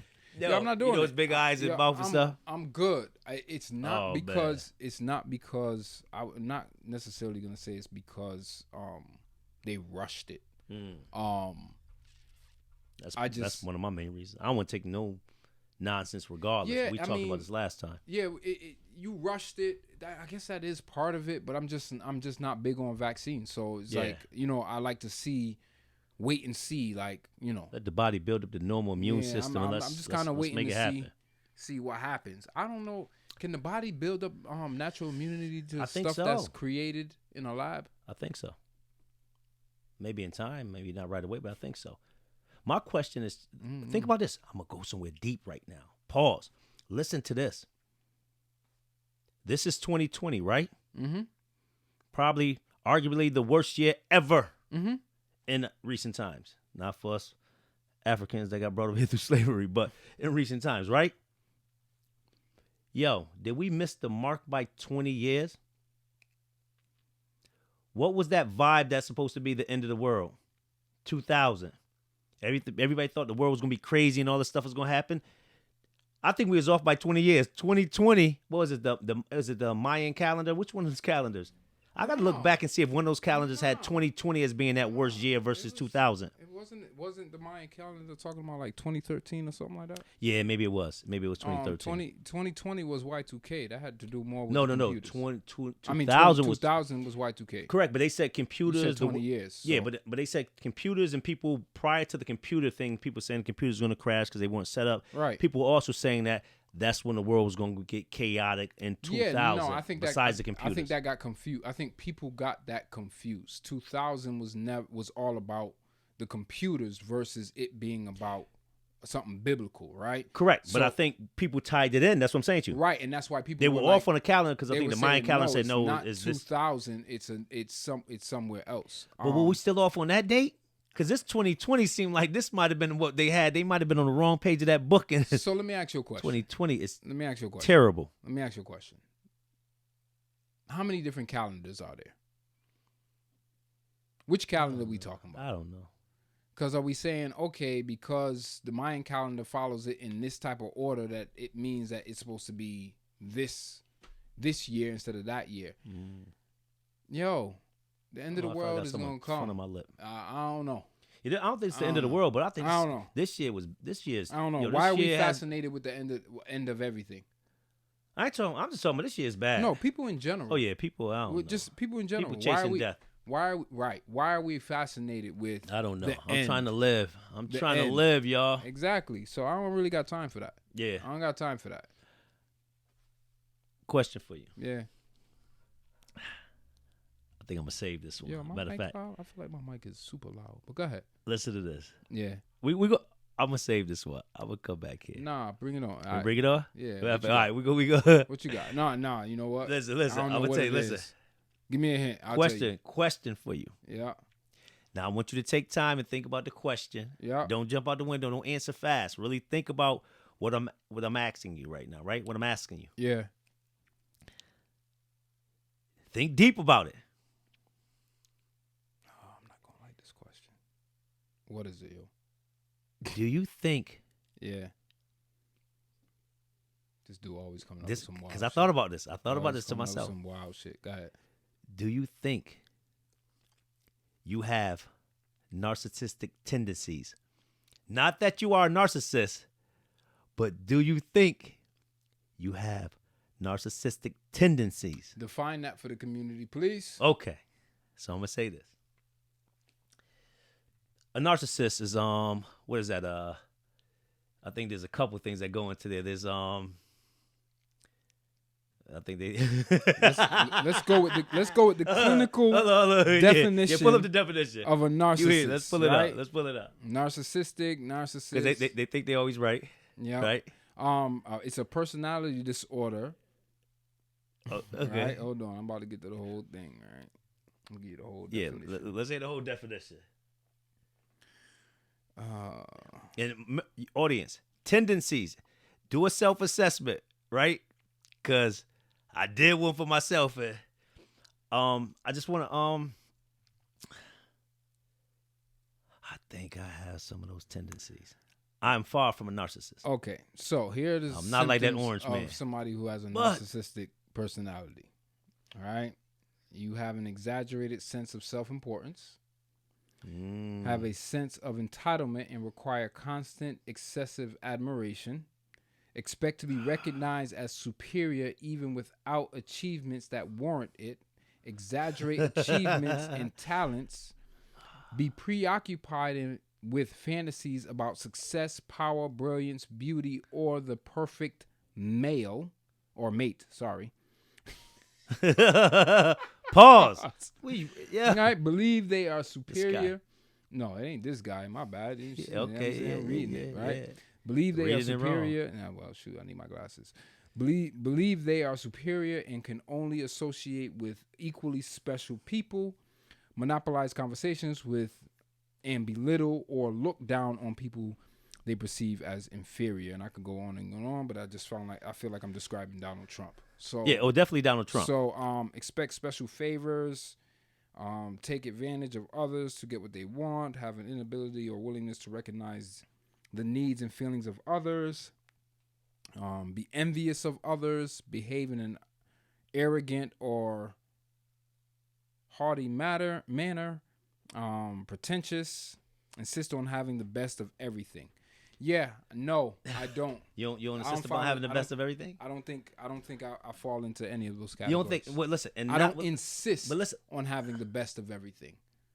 good. Way No, to I don't fall differentiate into- those two. But listen, what I'm saying to you. Listen from this standpoint. I'm not saying fall directly into those categories the way they're stated, like from beginning to end of each No, but category. those are symptoms. But listen, what I'm saying to you. You don't think a little bit? I'm just going by the definition. I don't fall into any of those categories. So to say everybody expects, take advantage of others to get what they want. No, I'm not saying that. No, What I'm just I'm not saying saying. that. I'm not saying those things there. What I'm saying, let me give you one. Wasn't there one that said, what did it say? Oh, what was it? Thinks that didn't it say something like they want to be damn, it's on the tip of my tongue. Read one of those middle ones that you said. They want to be associated around Behaving in an arrogant, haughty manner, not coming that. across as conceited, boastful, or pretentious, having an inability or unwillingness to recognize the feelings of others, take advantage of others. Wait, hold on. Let's go there 1 second. Okay. At times, and that's why I said tendencies. Have you ever been told that, yo, you don't even, and not because Which one we talking about? feelings of others. So this is Yeah. what I've been taught. This is what I've been told. I'm just keeping it above. Yeah, At times I can be harsh. I give it. I've I keep it gotten 100% real. I've gotten that. And I think so. Wait, maybe people are just misconstruing my harshness and my straightforward this and that with not having any feelings, because I have a lot of feelings. I care about others often. You know what I mean? I'll constantly show that. But at times I can be. It is what it is, and I don't even care. It is what it is. So I don't know what that. I can be harsh in my delivery and don't care about how it hits you when I'm just being real. Yeah, I don't know about that. Like, what does Maybe that's not caring a about- narcissistic. Maybe that's not Right, a narcissistic I don't think that's. tendency. I don't think that's not caring. Like, not caring how your words are going to affect someone else is not necessarily not caring about their feelings, right? So it's like, yo, because I care about you, I'm going to give you the brutal truth, right? So I don't think that's what that is speaking to. I'm thinking like, I don't care what you think. I don't care what I do. I don't care how you feel actually doesn't matter. So you know what? That's something different. So you know what? That's something different. I don't think so. So you know what? I think when people sometimes call people narcissists, yeah. I don't think it has to do I think they're not really following the true definition of it. No, I don't think so. Other I than don't when it's think that's Donald true. Trump. When it's No, Donald Trump, I think they're following it. Nope. I think when people, if someone calls you a narcissist, everything that I just listed off, you probably did something to make them feel that way. But I didn't. No, no, but that's my point. But I didn't. No, but that's my point. Sometimes people don't. That's what I'm saying. I think they're using it wrong. I've been called that. But not everybody. I haven't been called it. Everybody. Let's say I've been called it once. properly. I haven't been called it once in my whole life. Somebody called. But I had to look back and say, damn. I looked up the definition and said, whoa. This ain't me. But then I started saying, can I be kind of like this at times? And that's why I said tendencies, because I started saying to myself, damn, Dexter, sometimes you might be kind of, not all of the other stuff, the little whatever, all the little fuckery type of Donald Trump type of little, traits, but some little things in there I started listening to or kind of reading into and saying, damn, do I got some of those tendencies at times? And does that make me one because I do that at times? I think narcissists lack perspective. I think that's what, because when you listen to the definition, I or like, the you traits, know what, you have a point there. When they say grandiose by me saying self, he has a point there, sense of self. then I'm conceding to what he says, so I can't be a narcissist. You know what I'm saying? Like, I'm no longer in that sense of self-importance, Yes. right? Like, if it's all about you, like everything revolves around you, that means you lack a perspective of the rest of the world. Then hold on. To your point, we can't be narcissists because this platform is set up to talk about the issues in the world, yeah, and to benefit others. See, I might be an everything asshole. I keep saying is taking me out of the narcissist. You know what I'm bucket. saying? I might fall into that category. You may not like Oh, what yeah, I got to say. Yeah, oh yeah. You may not I'm like the damn way sure an I asshole. move, but being a narcissist, that's something different. I've been called an asshole several times. Yeah, I've been throughout called my more than life. that. Yep. So, Okay. lack of empathy. Yeah, and I'm extremely empathetic. I always have And you may empathy. not come I don't across- always show it, You may right, you but may at not come times, across it but that at way. times I intentionally hold it back for a reason. Yeah, I'm not. Sometimes you gotta hold it Yeah, back. I'm not Sometimes I'm not about because to the do empathy sometimes softens the message, and you want the message to be hard so it can be heard. So you can't react and give that empathy. Sometimes you I gotta be think I like, have- nah, I think I have. I'm not gonna give you that anorexia. because, oh, what is that? Look it up. This guy. No, you gotta look it up. You gotta look it up. You're the computer guy. I'm about to tell you. All right. I'm gonna look up this next topic. Got it. All right, what is it? What do you have? You say anorexia? Skinny? You tall and skinny? Nah, it's not anorexia. Hold on a second. I'm looking it up. You go ahead and talk. Okay. I got you. Hold Okay, on. so you guys, on that note, the next thing we're going to discuss is going to be this. It's still in that same realm because we're going to deal with mental health. Let's talk about mental health for a second while you're looking that up. And what I want to talk about is the importance of knowing that you require that happy space, seeking it out, and whether you do it daily or weekly, do you find your happy space? And where is it? Me? I'm big on positive. As you know me, Steve, I'm extremely big on positive energy. All that negative energy, I don't want that around me.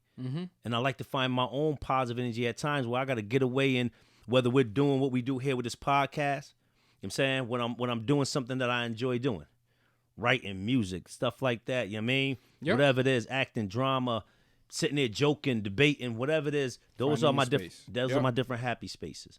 But I know there's times where I even have my lone happy spaces where I just sit back there, I go binge watch a series or something just because it gives me time to decompress and zone out into something I like. And it's 9 times 10 is always gonna be comedy. Right? Yep. Right now I'm doing Curb Your Enthusiasm. Curb Your Enthusiasm. Peaky Blinders is what I'm watching right now. On So Netflix. Yep. Go Yep. ahead. So my point is, do enough of us understand the importance of making sure that we find our happy space No. as often as we, especially as often as we need it? No, but I think it's important that finding it, And when I say finding, I mean identifying what you that need or is. what you do to decompress or get to a space where you can kind of balance out and do your woosah, whatever it is. Find your zen, find a space of whatever you do that makes you feel like, man, this is where I feel good at.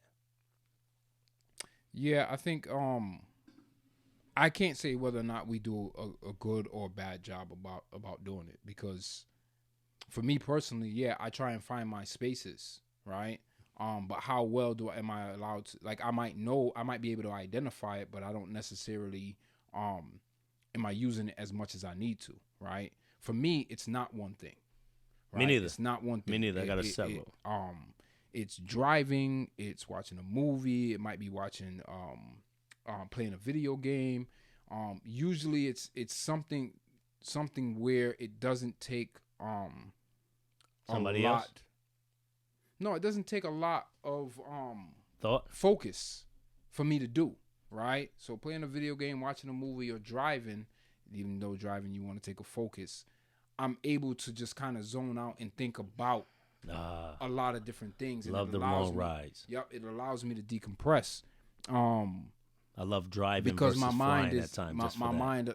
Driving allows me to just think, right, clearly. I think right? we talked So about it's this before. I tell you, yep. man, sometimes depending on where it's at, I'll fly if I got to. But if I can drive and see those different sceneries and this Yep. and let my mind travel, man, I love to drive. So, and I used to, I learned that in 1920 or whatever it is, but I worked for a medical supply company, and we had to deliver stuff, and I used to have to drive out to Mass, drive out to, all ends of the state and stuff like that. So all I did all day was drive. All it did is help me think. And I realized, like, yo, sometimes when stuff gets stressful or anything like that, yo, I might need to just take a drive. Yes. You know what I'm saying? Kind of decompress. Or I might turn on a video game, or I might, watch a movie or something to that effect, right? And just allow myself to decompress. Now, whether or not I'm able to do that, or anyone in general, us as a people in general, find those spaces and those things to do, identifying it and being able to actually do it is I think it's just two different things. So I'm not sure. But how important is it? Oh, it's very important. It's very important. I think, like And is it you take black males, for example, right? Black males, based on the statistics, are, they're high blood pressure, stress, all that and stuff? more they're more susceptible to going bipolar, right? And not being diagnosed, right? And then what that type of stuff can cause in your life. And stress is one of those things, especially for black males. So yes, it's very important to find those outlets. And understanding that you're stressed, and understanding that you might be depressed, and understanding that these things are actually happening in your life, and being able to recognize it, and being able to, and not being afraid to say, yo, something not right. So that's key right there too. I'm Yeah. glad you brought up being afraid, because I think a lot of times these conversations do not happen because people are afraid to reveal that information. Right. Whether it's about themselves or just to have those conversations, which are healthy conversations, but people don't want to because that's not me. I ain't this, without understanding that it's healthy. It's mental health. You have to talk about these things here, and we need to socialize them more. They're not socialized enough. That's Yeah. why they're not these conversations that people have. They talk about half of the nonsense you and as a fuckery they man- talk about, but they don't want to go this We deep and as- understand that, We mental as health men is get extremely together- important. We as men get together and we talk about stuff, and then it's like, but that type of stuff we'll never talk about. I Correct. can't talk about it to you. I'm not going to talk But about we do this. Right, but as I'm just saying as in a whole, general, like, correct. yo, I'm not going to talk to her about my man because I don't want to be seen as soft or anything Correct. like that. And I'm not going to be say it to my girl because I don't want her to feel like I'm soft neither. So where do Mm-hmm. those things, where does it go? It sits down and it bubbles up and it becomes something else. Might give you an ulcer, might give you health problems, might give you, you know what I'm saying? Or even deeper than that. Sometimes it's not even about even talking, like you mentioned before, unaware. No, that's what These I'm saying. things are happening, and we're releasing. not. When we know something is off, and be like, "There's something off with me," we're not really sitting back and trying to figure out, or going and seeing these professionals to find out why am I feeling off. Yeah, I don't know. I don't know necessarily if it's a professional you need to see more than it is you need to recognize that being stressed about something and bottling it up is not the way to handle it. No, when I was saying figuring out what that outlet is. when I was saying professional, I'm not talking about that it has to be a psychologist or anybody like that. I'm just saying it can be your own doctor and just saying, yo, something's off about me. Because a lot of times that mental is attached to a physical, you know what I mean? Yeah. Deterioration, or not even deterioration, because you might not be deteriorating, but you feel your body feels off a lot of times to the point where, let me go to the doctor. Something doesn't seem right about me. And it could be a mental thing going on here, but your body giving you signs that something's out of balance. Mm-hmm. And I think a lot of times we don't read those signs to even go to the doctor and be like, yo, man, I've been off. Why? You been moody? Yeah, I've been moody. I've been this, that, and third here. You're stressed. You know what I'm saying? Because I've had that before happen where I went to the doctor and it was something related to this. And she said, that might be due to stress. Exercise. And it was a pain. I think I had a knot or some pain somewhere that I thought was completely something else going on. Yep. Like, yo, this is weird. And she's like, yeah. She said, stress. actually, that seems like stress. Yeah, you tighten up. Yeah. And it seemed like something that was wrong, like I injured myself. And she was like, no, that seems like that might be stress related. Sharp pains like that, lack of appetite, a lot of things you can contribute. Pains in your chest, you like can contribute to stress. Correct. So, yeah. So with that, and on a conversation, I want to go here with it. From us not having these conversations with friends or talking about them or even socializing these things with mental health, having these conversations with our kids at a young age and making sure that they understand certain things. So when they get older and start going through these chambers, they know how to express and how to talk about these things here. Well, I think I think the most important thing is open line of communication. You have to make sure and encouraging it. Yeah. Not just having it, but encouraging it so that they feel that they, you know, that they too, because kids can bottle stuff up too. Yes, right? yes, They feel and like it they happens. Can't speak. It does happen. And a lot of times, those adults were kids, and they learn to bottle it up and never come out of that shell. So when they're adults now, it's hard to get them out of that shell because they've been doing it. I've been locking this box since I was 5 or 10. Your kids need to be able to feel like, yo, they can come and talk to you about anything. Correct. And that will help alleviate a lot of stress. Or that they need, or they need to recognize when they need to talk to somebody, even if it's not you. You need it. So on that, I want to go somewhere in that same realm, because we're going to stick with kids. Excuse me. Education, right? What do you think needs to change? And I'm talking about the education system. And what are your top, 5 to 10 things? Because I can give you. Do you want me to start it? I'll let you know mine. I mean, what specifically? Okay, when I say this, because we know. A lot. Okay, yeah. And Matt, for you guys that don't know, Steve is heavily into the education system in Hartford, Connecticut, in our area that we grew up in our community. You've been on several different boards, and from high school to elementary to junior, across the spectrum. He's everywhere. So what I'm talking about is in this from this standpoint. Yep.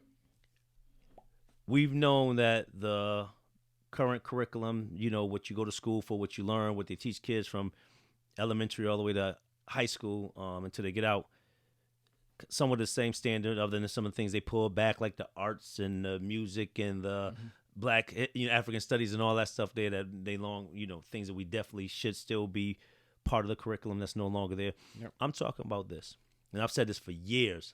You know what I mean? So once again, people that know me probably heard me say this for years. There's certain things like calculus, algebra, and stuff like that that you have to go through. You have to learn. which it seems like from my understanding and what I know, there's a small fraction of jobs that truly require those particular skill sets or that knowledge, right? But you're taught this. And when I say change, and I've heard other people say the same thing as well, that when are we going to get to a point where, and not even just get to a point, when are we going to, as people, get to a point? So understand this, not system-wise, because I think we can't sit there and rely on the system. When are we going to get to the point where we understand that our kids need to be taught networking skills, budgeting, interpersonal skills, entrepreneurship, things of those natures at a young age, and encourage and influence? And if the school system is not teaching that in their curriculum, when are we going to own it and say, listen, when my kids are at home, this is the type of stuff that I'm doing? Now, I know individually we do that, but when are we as a people going to understand what our kids need to truly be educated to survive in the world? Because once you get into corporate America, 9 times out of 10, and in most of these fields, all that nonsense you were doing in school and stuff is out the door, and all the other things that we know to be true skill sets and things that you need to learn are the things that are on the table, and we're behind the gun because of a lack of exposure to these things, or being taught them, being even being given that type of, you know what I mean, push. Let me ask you a question. Yeah. Let me ask you a question. Because when you asked the question, that question could have went 2 ways, right? And I asked a question, probably go like 10 different ways. Yeah, I see the direction you're going. Have you ever thought about how we teach? How the system, the school system teaches? Yep. How it teaches. In what respect? Teaching hasn't changed in this country ever. I can agree. For the most part. They teach you the same way you're taught, the same way your mother was taught, same Correct. way her mother was taught, same way the game changed, but the teaching's the same. I agree. We teach the same exact way. Everything in this world has changed. Kind of like they say that people, but we teach the same way. What are some of the things that I would change? First of all, I think that we have the capacity to learn more at a younger age. Fully agree. Studies show. So little kids are like a sponge. You can teach them 5 different languages, and they'll pick up on all 5. Especially when they're young, right? I also think that in the age that we live in, we should be teaching our kids more about technology. Oh, definitely. Not about necessarily how to use it, right? It shouldn't just be, I'll give you an example. COVID, for example, right? COVID has everybody going home, right? Learning from home, correct. Right? Who does that inherently immediately hurt? Hurts minority communities. Why? Because they may not have internet. They may not have access to a laptop. They may have never used a laptop before. Why? Because in the school systems, they don't really get to use the laptops.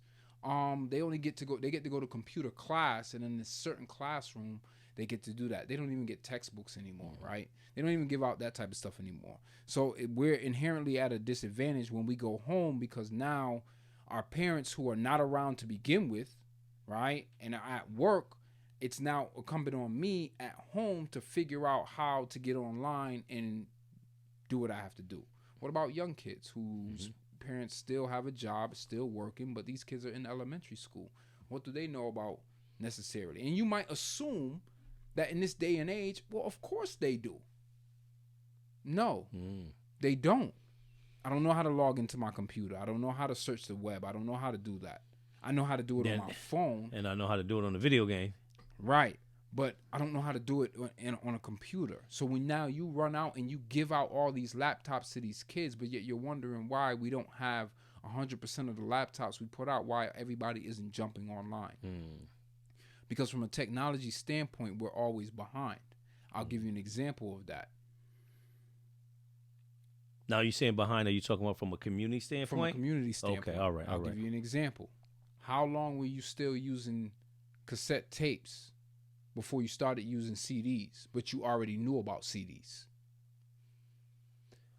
So, are you saying that from embracing the technology? That too. Or are you talking about from That too. Because I think it's a little bit different. No, Because I think that example you gave, I'm just saying this, that example you gave, that was new technology, but you had a ton of old stuff.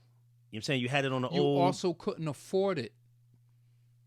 When CDs first came out, how much was a CD player versus what was still being? It wasn't that there's a bunch of cassette players that are still in circulation. No.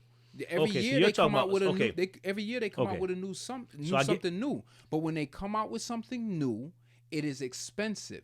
So the CD players and the CDs are gonna go to the people who have them first, and who has the capacity to pay for it, and their kids are the ones that are gonna get used to using that technology first. Okay, so you're talking about you weren't. I get the angle that you were talking about. You're talking about just from the physical ability to right. So our kids consume that technology. Our kids might have laptops at home, but and grew up being able to jump on a laptop and stuff like that. But how many of their friends or something to that effect actually have the same thing? And in some communities, the schools are providing those laptops and that technology for these kids to learn on. But in a lot of cases, they're not. They only get to use that stuff when they get to school. You know what I'm saying? How many kids are walking around with iPhones? A lot. How many aren't? A lot. So, I don't know if we talked about this before. Yeah. And we might have. This might be something from episode 1. So that's something that I would change. I know you're moving on, but that's something. No, I wasn't really going to move on too much. I was just going to say, in regards to changing also, educating on health, exercising, things like that. Also, and I know we mentioned entrepreneur language, the importance of actually truthfully not just going to school to learn Spanish because I got to take Spanish up, but understanding, because when you said something in regards to really knowing technology and not just using it but knowing it, it made me think about this. Knowing technology is also like knowing the world and the direction the world is going. So that's a deeper, let's say, conversation that we need to have with our kids so that they can prepare and make plans for the next thing that's actually rolling out, what was, you know what I mean, on the horizon. So when you say that, it's like telling your kids back in the day, hey, I took French. That was dumb. Take Spanish. Why?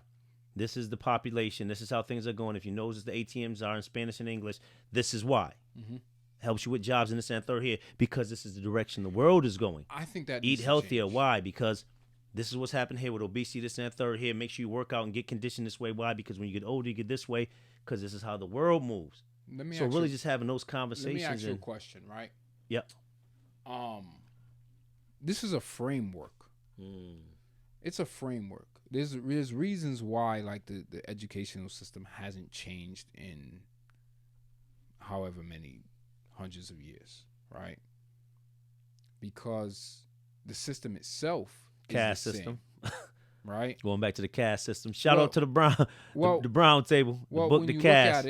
When you look at it, caste. Describe a school day for a normal kid. Describe a day. Now, roll over, wiggle your mouse. Yeah, no, without COVID. It's still with COVID. I'll run it down for you. Let me know, because you know mine's all. You get up in the morning. 21 and over. Right? Yep. You get up in the morning. And this is any kid, even when you were young. No matter who you are. You get up in the morning. It's you eat your breakfast. You go out to school if you're able to eat breakfast or whatever it is. They don't watch cartoons It all doesn't matter. By 8 o'clock, you're in school. Right? You got up early in the morning. You did whatever it is you had to do. Get on whatever bus you had to get on. Whatever it is you had to do. You got up to be in class by 8:30 in the morning. Right? Yeah. You go throughout your day. You go to lunch at noon or somewhere around there. I didn't play a song in a while. Right? Hold on. Before you get into your song, because you always want to play that song when, like, I'm getting into a point and I don't understand that. You need theme music. Yeah, no, I don't need no Some theme of your music, points need theme music. So then after your lunch break, you come home, rest of the day, around 3, 4 o'clock, your day is over, you come home. Well, what does that mirror? Your parents' work schedule. You are working They're teaching like you to, school. They're teaching you to be workers. Oh, y'all hear that? I like right? that. They're teaching you to be workers. That's not. That's deep. But it is. That's what it is, right? You're deep, following a model. So when you get it, it's nothing new to get up in the morning, go to work, come home, and go to lunch at noon, and you're doing the same thing every day. Wow. They're getting you ready for that type of. That's why I said. So school is really just a conditioning to get into the it workforce. It does condition you. To get into college, the workforce. And college can condition you in another way too. You understand what I'm saying? But it's also why kids don't succeed. Some kids don't succeed when they go off to college because guess what? Throughout that whole time, somebody was always the one getting them up in the morning time. Correct. Right? They weren't getting up on their own. So now when they go off to college, who's to get them up? Oh, I got to get up on my own? Oh, I'm late. You know what? I'm late. I don't want to walk into class late. I'm going to just miss my class. You understand what I'm saying? Are our schools actually preparing our schools in inner cities, preparing our kids to go off to college? But that's also are you the parents, because you brought up a good no, point. No, that's definitely because the parents are enabling the kid, waking them up every morning. Oh, you ain't hit that alarm? Yeah. You ain't get up? No. I ain't getting you up. Like, you know what Mott used to do? Oh, you better find a way. Mott used to be going to work early anyway. Yeah. If she didn't go to work, you got up late. Oh, you're not getting a ride to school. You already know. Ain't no rides. Ain't no rides. Better walk. And you not getting 75 cents for the bus? No, none of that. So I think it was 75 cents back then. That's kind of my point. Like, people have to pay attention to stuff like that. So if you want your kid to be an entrepreneur, for example, and get up and you want them to want to own their own business and stuff like that, then you got to put in the work. You got to instill that work ethic, and you have to make learning something that they love, so that when they go to school is just another area to learn something different outside of school. I think that's how do you make learning something they love? You make it enjoyable. So with that being said, that's why I say you change it. So was it not just changing it? Is it also? I think you make it enjoyable. Well, no, what I'm saying is this: is it also making it? Well, not making it, but making sure the content that they're learning is something that they can enjoy. So when they go to school, a little bit above. So let me ask you a question: if you if the only time you're sitting down to learn something is in school, and separate from that, I mean, you're always learning. That just is what it is. But I mean, you're sitting down to learn something in school. I'm going to sit at this desk, and this teacher's going to talk to me, and she's going to give the lesson, and I'm going to have to read this textbook or read whatever this is. And when I go home, I can get on YouTube and learn about this, that, and the third.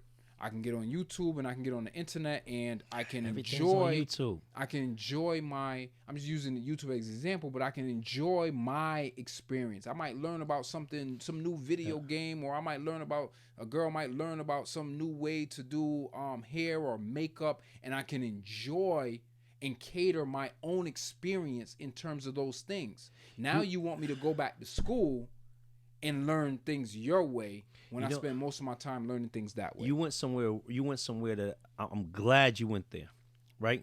And guys, we're going to get ready to finish this up, but I'm glad you went there. We can always come back to this. Yeah, we always come back to it. But you went somewhere important, extremely important. When I was younger, my mother used to have us play every type of puzzle game, things that challenge your mind, that stimulated you mentally a particular way. That's a fact. Puzzle games, every type of word game, puzzles, little things you had to constantly figure out. There used to be these little small boxes of stuff you used to get that I forgot she had a ton of them that were like different type of games that really challenged you, right? Your mind. And challenged your mind, right? We did that since I was young. So that's probably why I was always geared to thinking outside the box, of looking at stuff. And when I was young, people always kind of wondered how I figured out stuff real fast. And I think it's those type of exercises that were being done. Exercises. Yep. Correct, right? And I think you guys make sure you go back with your kids and really start going back and understanding the importance, especially with these young kids, of those type of mind-challenging games, those puzzles, those things where they got to put stuff together and learn with a couple of sticks how to move certain things or whatever it might be, right? But this is what I'm glad where you went with it is this. You brought it to a 2020 or let's say now, modern time. We have the ability, let's say if parents aren't doing those things that way with the little box things. What you said to me was extremely poignant in regards to what can be done now is you can teach your kids and have them learn things outside of their normal school curriculum or stuff like that at home via these vehicles that we have like YouTube, which teaches almost any and everything. So you parents out there, when you have your kids at home, pull them out of the way from them computers sometimes, offer them video games at times, and have this is just a suggestion. I'm not telling you parents how to raise your kids. But damn it, I'm telling you how to raise your kids. Take time out to know when you can take advantage of the internet, Googling something. YouTube has any and everything that you can possibly think of in this world, but you can learn this at home. I learned how to make a flying saucer. You know what I'm saying? A little mini flying saucer can't come ask at me, home. They can't. My kids can't come ask me a question without researching it first. Yeah, but I'm deeper than that. I'm saying, pause, in regards to what you were saying, just not even just because you already know we do the little, hey, go Google it, but just making sure that we're taking advantage of saying, hey, when they're at school, they're doing this. When they come home, I got some things that we're going to learn at home this week. YouTube, something that we're going to learn. I don't care if it's learning how to talk this language, speak this, create this, invent this, cook this. Learn something. Yeah, I think that. I love that. You have to make it part of it, as it has to be fun and either enjoyable. Routine or enjoyable, right? Yeah. So like when my kids come to me like, Dad, do you know how do I do this? I'll never give a straight answer. It will always be in a manner in which, okay, pushing how it back on them. Right. The reason why I might say go Google it is because you have that option. Yes. Right? You have the option of going to research it. I know you want to come to me for the quick answer, but I want you to start saying, yo, I don't know about I don't understand that, or I don't know this. Let me try and figure it out on my own without somebody just giving me the answer. And what did we have back in the day? Right? Encyclopedia Brown. Card catalog. Go to the encyclopedia and figure it out. I do this with my kids. Me and my kids bet all the time. We bet all the time. I bet I lose a lot. No, this is what I'm I always do. losing when I'm betting with these kids. I make sure that they pay attention to what they're betting. What do you mean? So, for example, I said to you, all right, Dexter,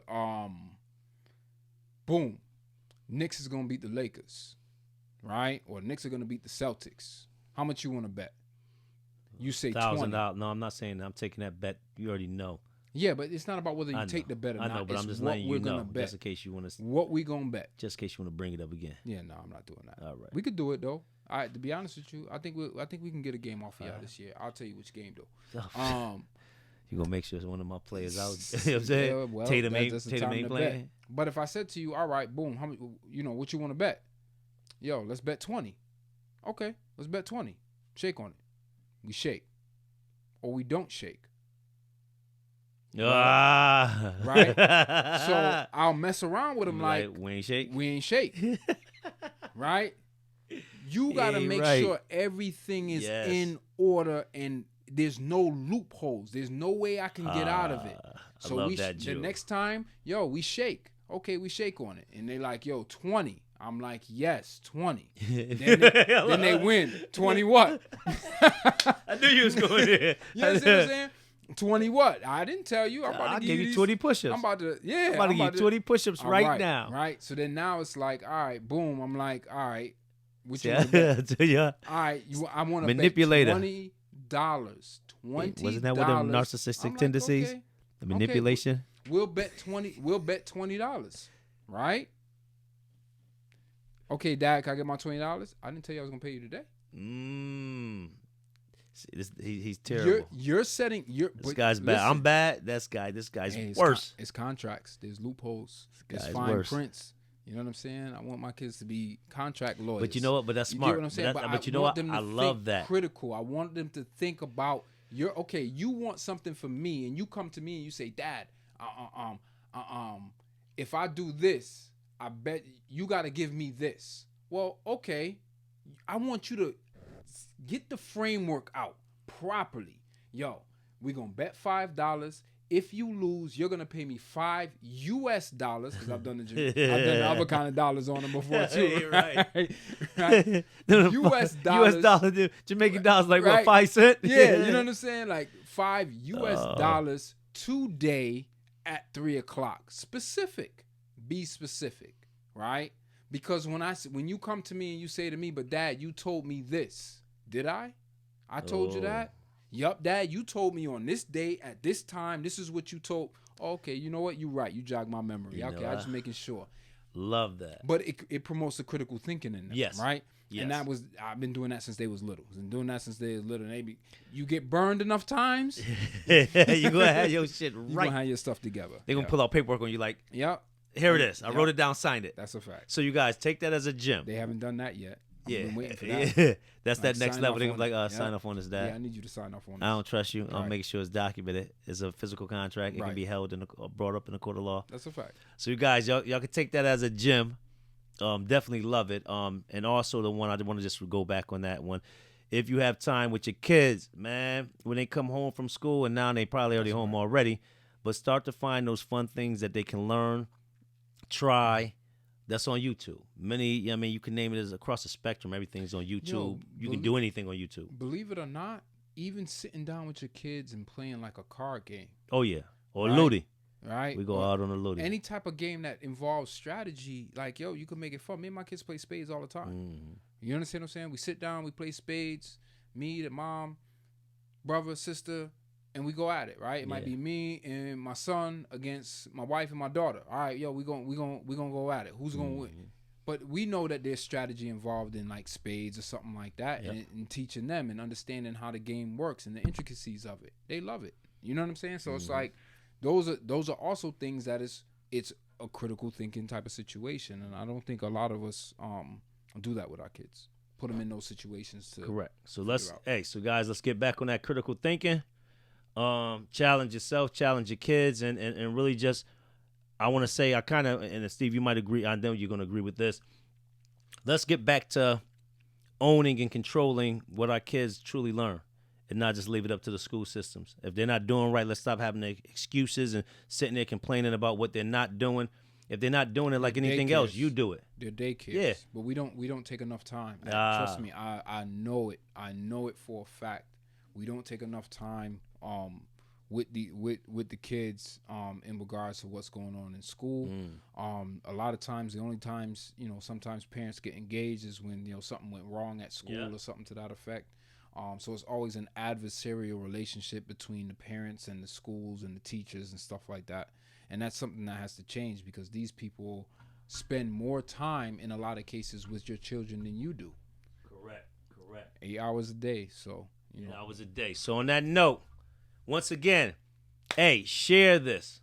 Go on. We got a couple comment, videos out subscribe, there. and share. Share. Share Get it. it out there. Push it out there. Yeah, tell You a know? friend. Tell a Tell a friend. friend to tell a friend and tell them to tell somebody else. Yeah.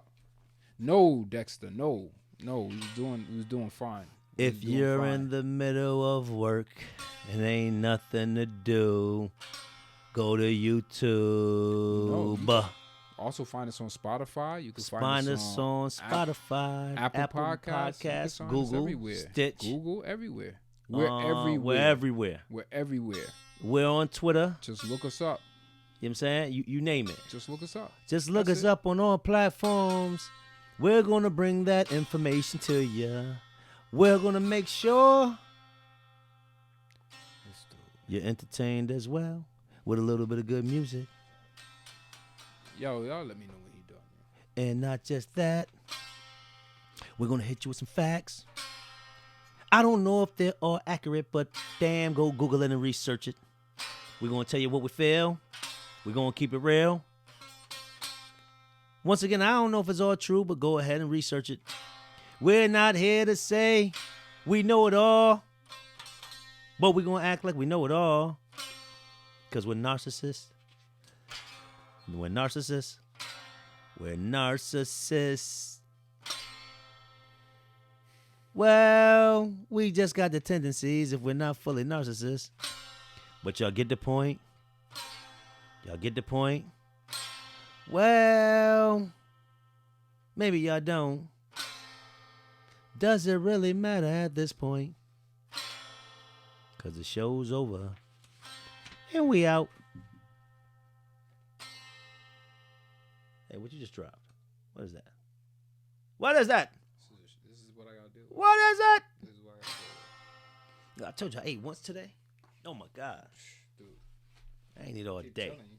Keep trying to tell you. I ain't eat all day. Ain't a good look. What time is it? Damn, it's 2 o'clock in the morning. Yeah, we gotta get out of here.